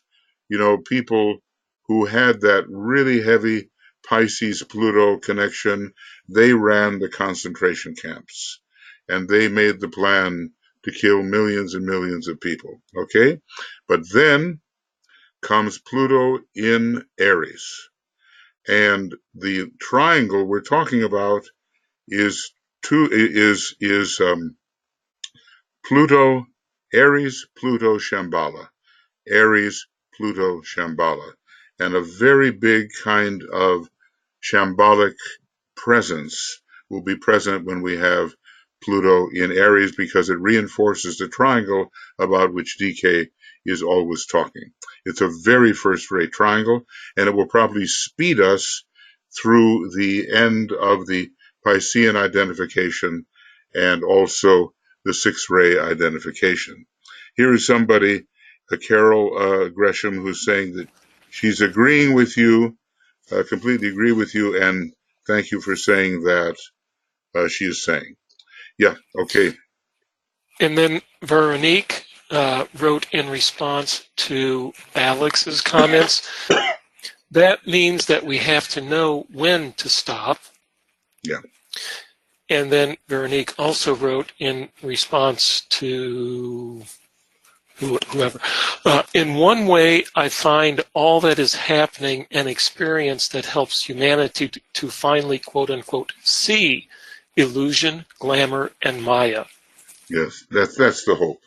It is said, Christ said, I come to bring not peace, but the sword. And how DK explains that, it's the sword of discrimination. What is the good and what is the bad? And we do see it. So it focuses us on the 4th subplane of the mental plane, and for those who can manage it, on the 3rd subplane of the higher mental plane, and we begin to see the difference between the ways we shall go. I've been working in the externalization of the hierarchy, and DK has spent the last 50 or 100 pages talking about the 2 ways that lie before man, humanity, in choosing, and how we have to choose the right-hand path. And if you look at the treatise on white magic, you'll see that rule number 7, or is it number 8, for the astral plane gives us precisely that same thing.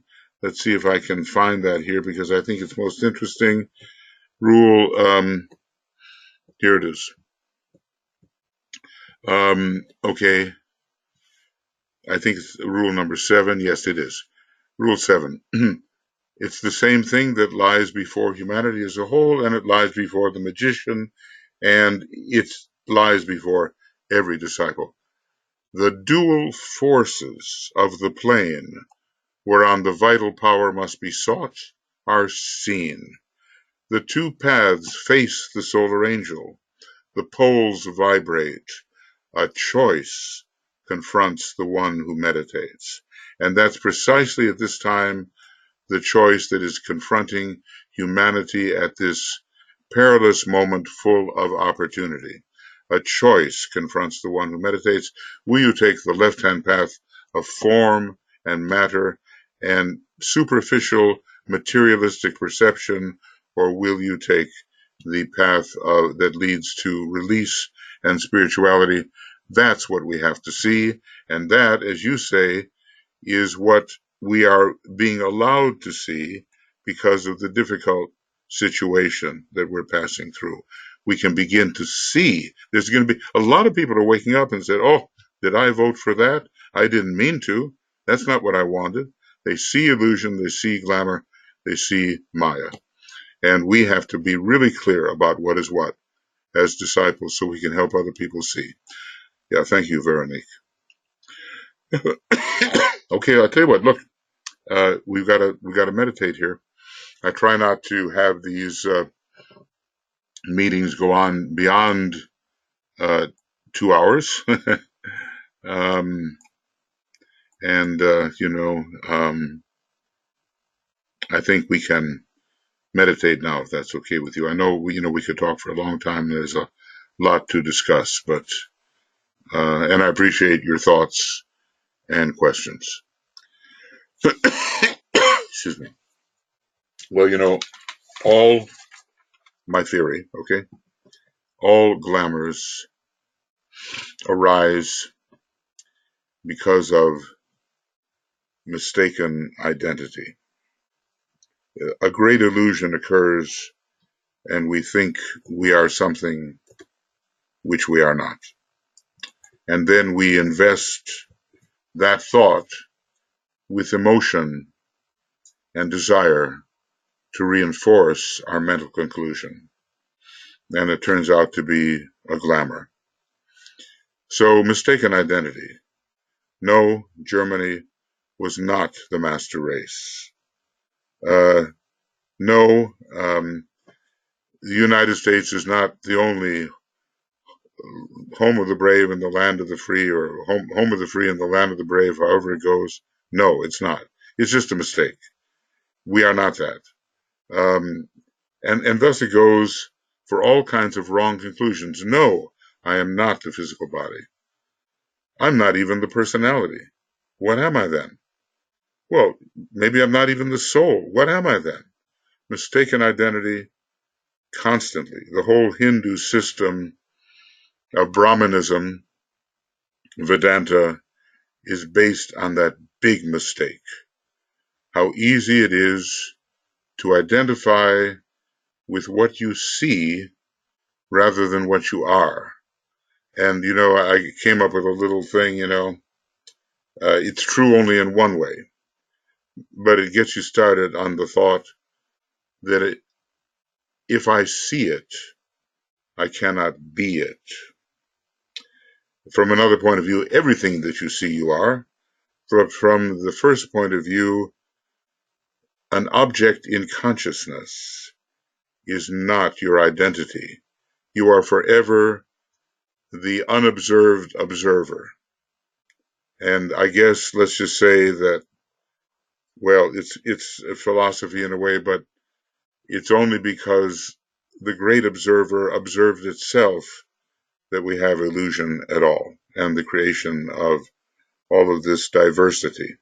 Sometime we can get into that, and at the conference coming up, if you manage to get there, I'm going to take up a lot of these metaphysical ideas and try to help people penetrate more into the reality in a manner that utilizes the third ray, since that is the theme of the conference. Forerunners of the light, illuminating and manifesting the divine plan. So I do hope to see you there, absolutely. And for people coming the first time, I think it's a big experience, and people keep on coming back. So hierarchy works through events, and we try to put up some kind of thought process and orientation towards light and love and the will that hierarchy can use. So do give it some careful thought about whether you can show up in person. It would be lovely to have you there. Now, all these glamours, they just kind of revolve around each other. And there in mythology, there's a story of Narcissus, and you probably know that story. He was a very good-looking young man, and he loved to gaze at himself in the mirror. Now the mirror was the stream. Now, I don't know if there were mirrors in those days, but you needed a stream for this story. So he would look into the water and he would see his own reflection, which he loved. He loved his own reflection. And, very often we have the true megalomaniacs among us are the narcissists. We've had that example with Hitler. He was extreme on the narcissism scale. And, without naming names, I think you can understand that that's operating right now. That people in charge of certain countries or in pivotal roles in countries, they really have a lot of self-love. They have a lot of self-obsession. They see only themselves and they love it. Well, good old Narcissus, he got too close to the water, and he saw his reflection from a little too close, and he sought to embrace his reflection.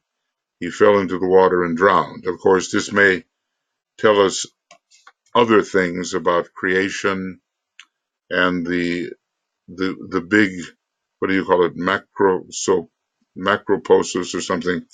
There's a big word about the universe is really the reflection of the unreflected God, or you have a God who is, and then there's the reflection, and the two things really have to come together.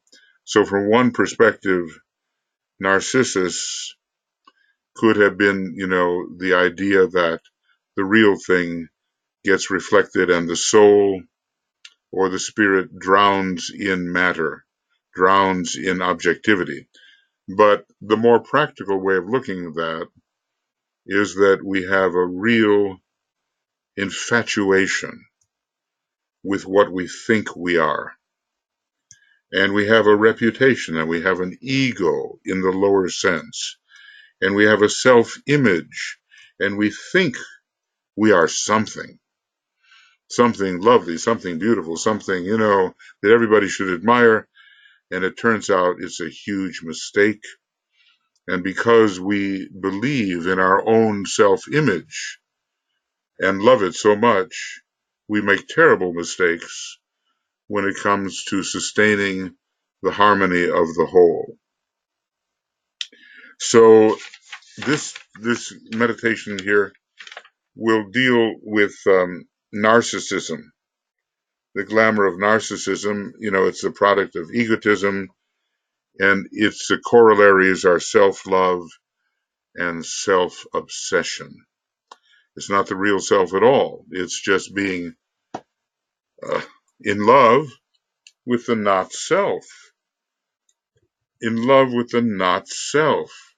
And you can understand how absolutely veiling that would be.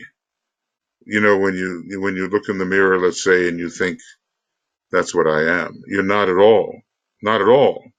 That's just a form that has been created out of certain energy configurations, and you have to look far more interiorly to find out what you are, but then you have to be at a certain stage of evolution in order to do that, because so many people are not sufficiently introspective in the positive sense, and they don't know how to do anything but find themselves in the outer form. And I think you know what I'm driving at. The majority of people are in high places. They're still very ego-driven in the lower sense of ego. And until that ends, there can be no cooperation. And until nations end their egotism, there can be no cooperation, because every nation is the best, right? Just through sheer familiarity, not because of any true comparison. So we're going to meditate on this glamour of narcissism, which is really egotism, self-love, self-obsession. And what does DK say? What's the antidote?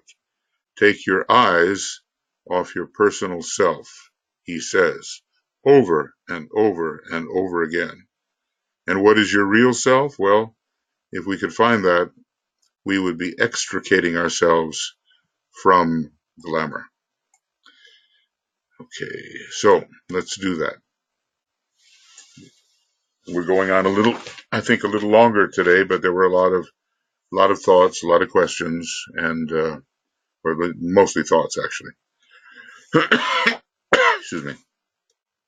So let's just be still for a little bit.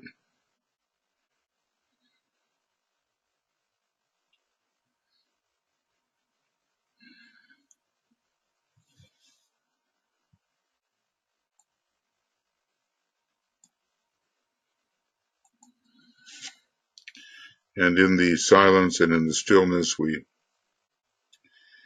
feel ourselves merging in consciousness.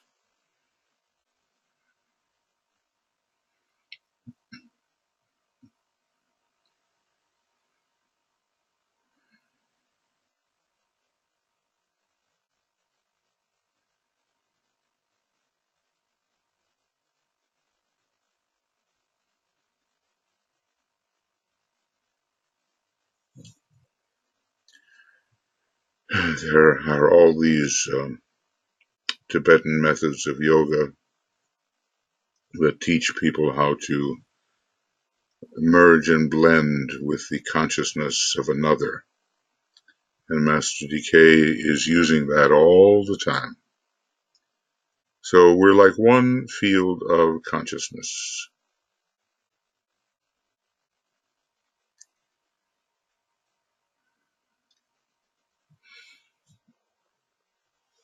Wherever we are, we can feel that unity of the field.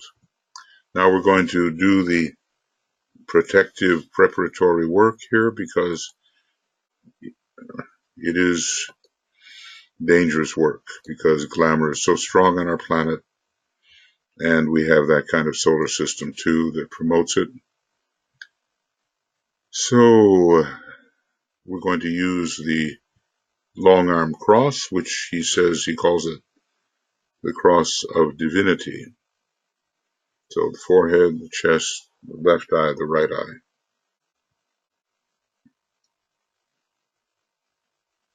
And we take a stand. We're taking a stand in light, which is our mechanism of dissipating glamour.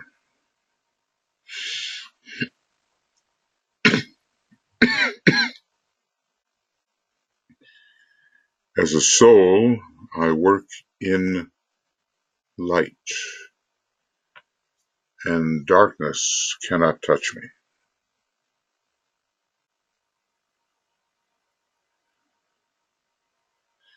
I take my stand within the light. I work, and from that point, I never move.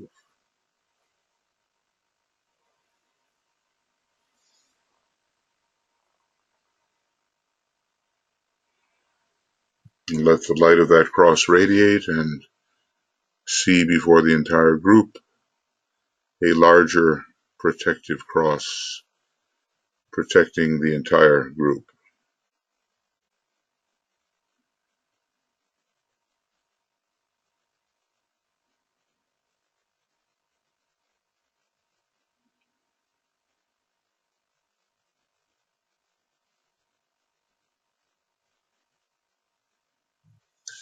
And we should never do this meditation or the individual version of it without the protective formula. Now we bring the three lights together. We're familiar with the process: the vital light of matter and the light of the reasoning mind. We visualize these lights and focus them on the normal part of the mental plane where we usually think.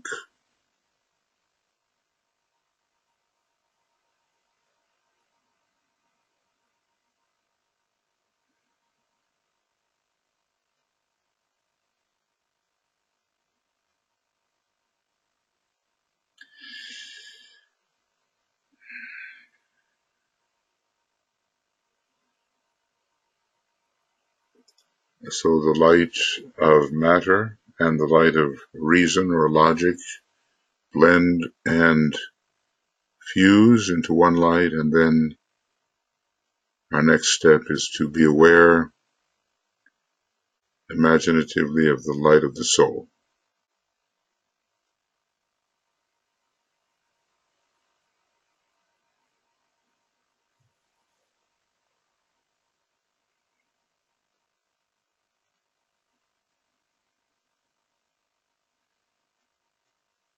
And we feel or recognize that soul light coming from the egoic lotus and the jewel in the lotus, and it descends and merges with the light of reason and the vital light of matter.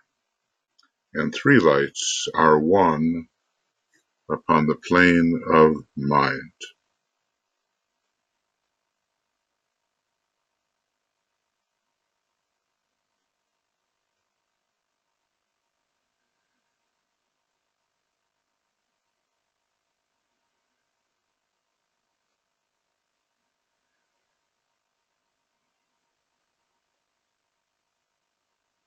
Now from this light we will generate our searchlight, but first we say,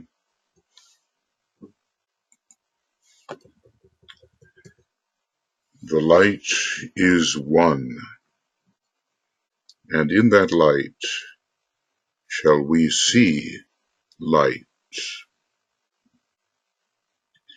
This is the light that turns the darkness into day.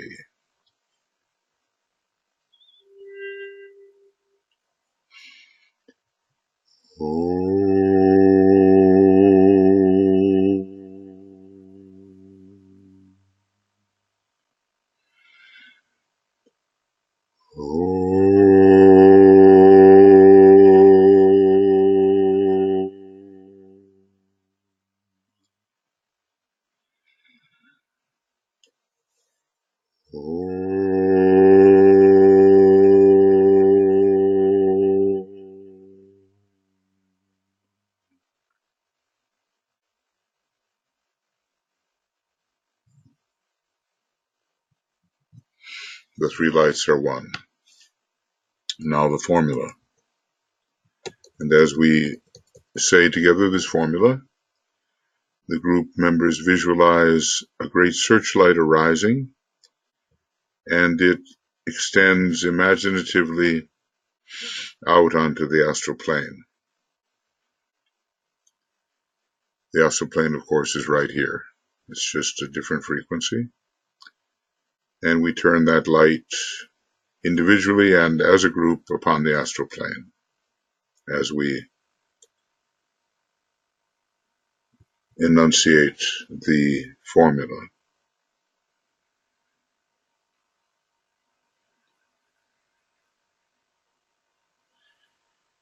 Radiance are we and power.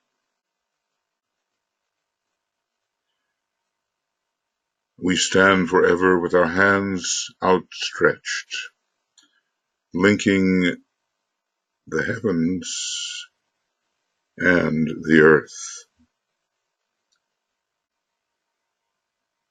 The inner world of meaning and the subtle world of glamour.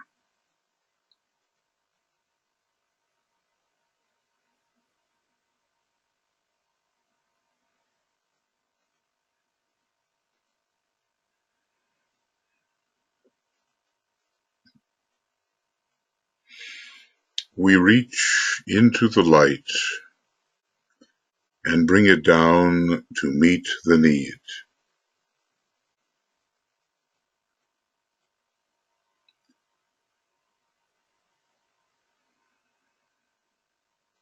We reach into the silent place and bring from thence the gift of understanding.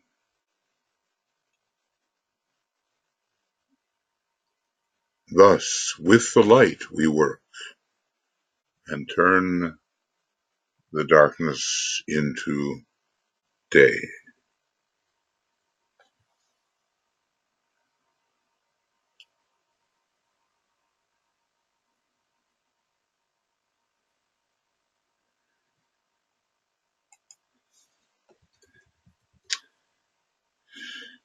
And to strengthen our beam, which reveals and destroys at the same time, we invoke the spiritual will from the very center of the lotus and from the atmic plane and beyond.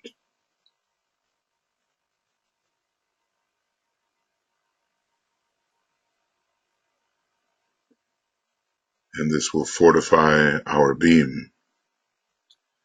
And so, with that will descending, fortifying the beam, we say, with power upon its beam, the light is focused on the goal.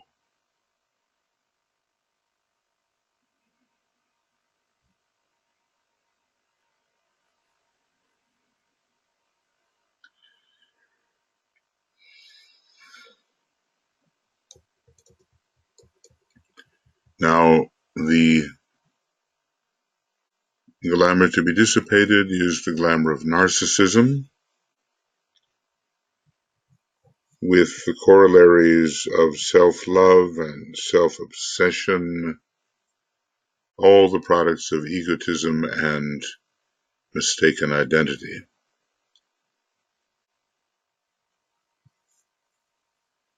Until the narcissist lowers the Venusian mirror in which he is gazing at his false self and looks out into the world as it is, there will be this very destructive glamour.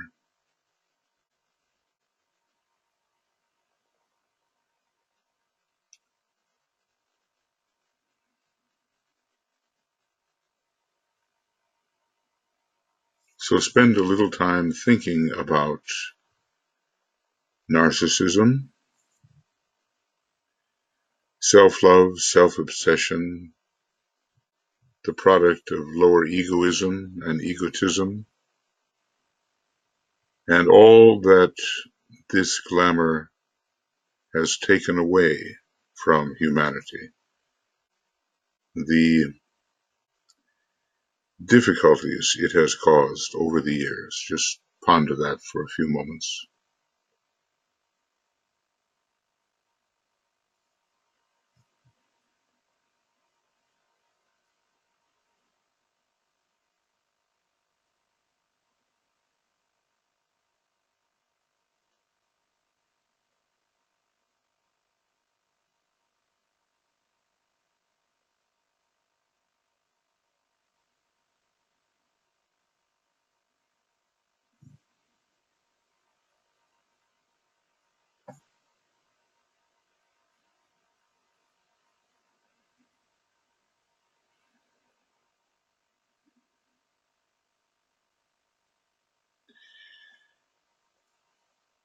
So we approach with understanding,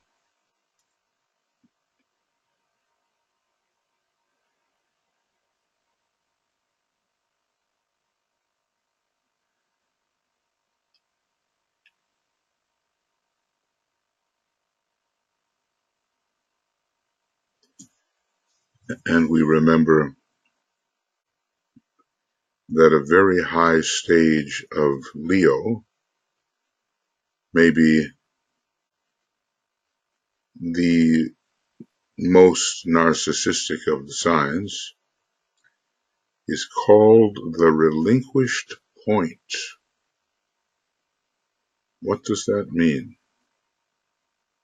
Because when it happens, for the disciple initiate, any possibility of narcissism is gone. The relinquished point.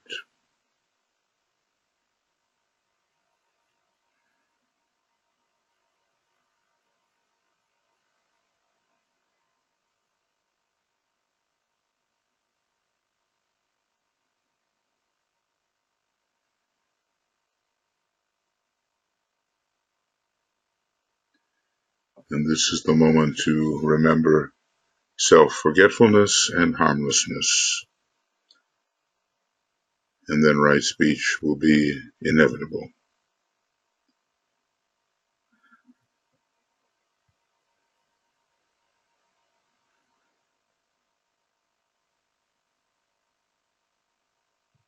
Now, the words of power.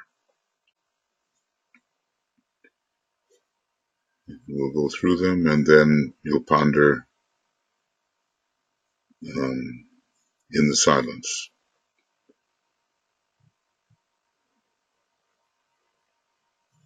The power of our united light prevents the appearance of the glamour of narcissism.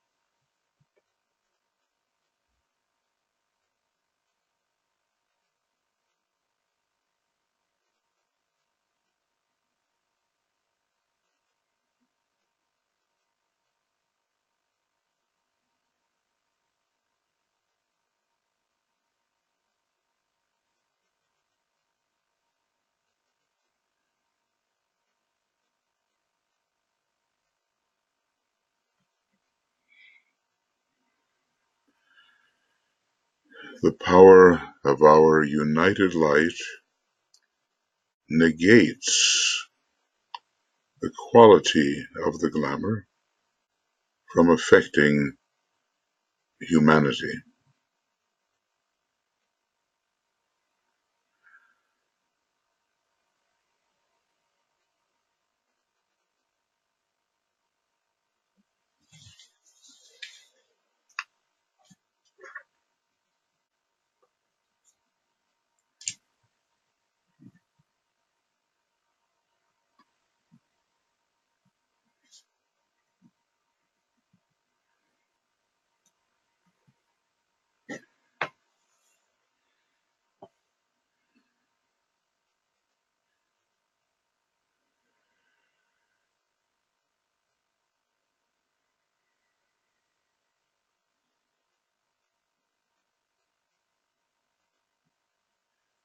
The power of our united light destroys the life behind this glamour of narcissism.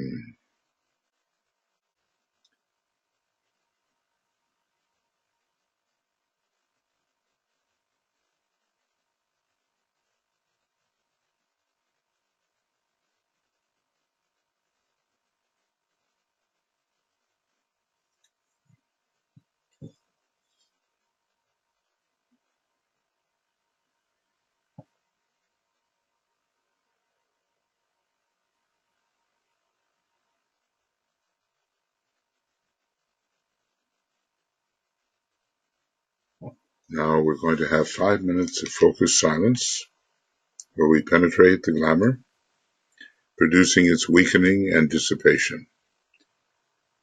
5 minutes of silence and intensity of purpose.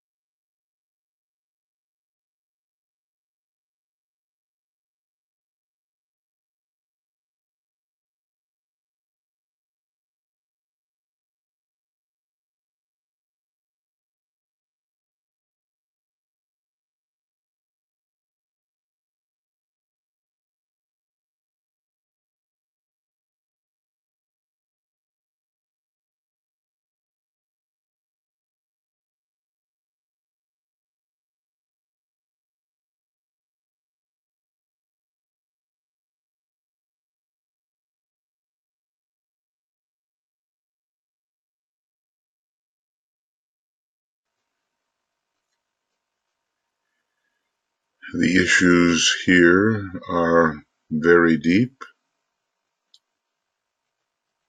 It's just fundamental to developing spiritual qualities, to rid ourselves of the false reflection of the mirror of Venus and the obsessive self-reflection, which prevents true love and appreciation of all that is around us. So a lot of pondering here is needed. Otherwise, there can never be right human relations, the great theme of Shambhala at this time.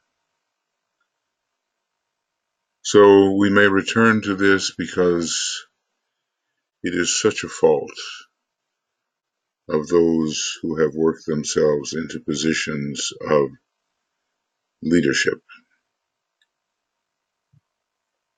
But then we will withdraw our beam back onto the mental plane and into the three combined lights. Our beam is withdrawn from the astral plane. And all this, we've made a little step here to help take the eyes off the personal self, as DK requests, and to reduce this self-love which blinds us to the beauty and value of others and our environment in general.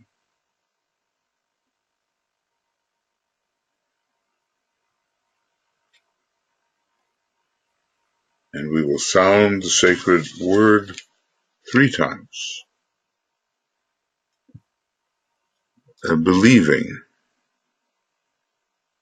That's an important step, believing that we have made a difference on the 3 levels of our personality, and especially the astral level. And here we are in the sign Pisces, which is one of the most, in the beginning, given to glamour.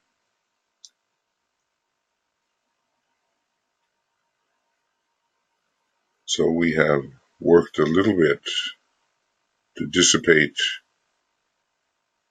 this glamour of narcissism so we can actually see with love and appreciation others and what exists in general with truth and as it is.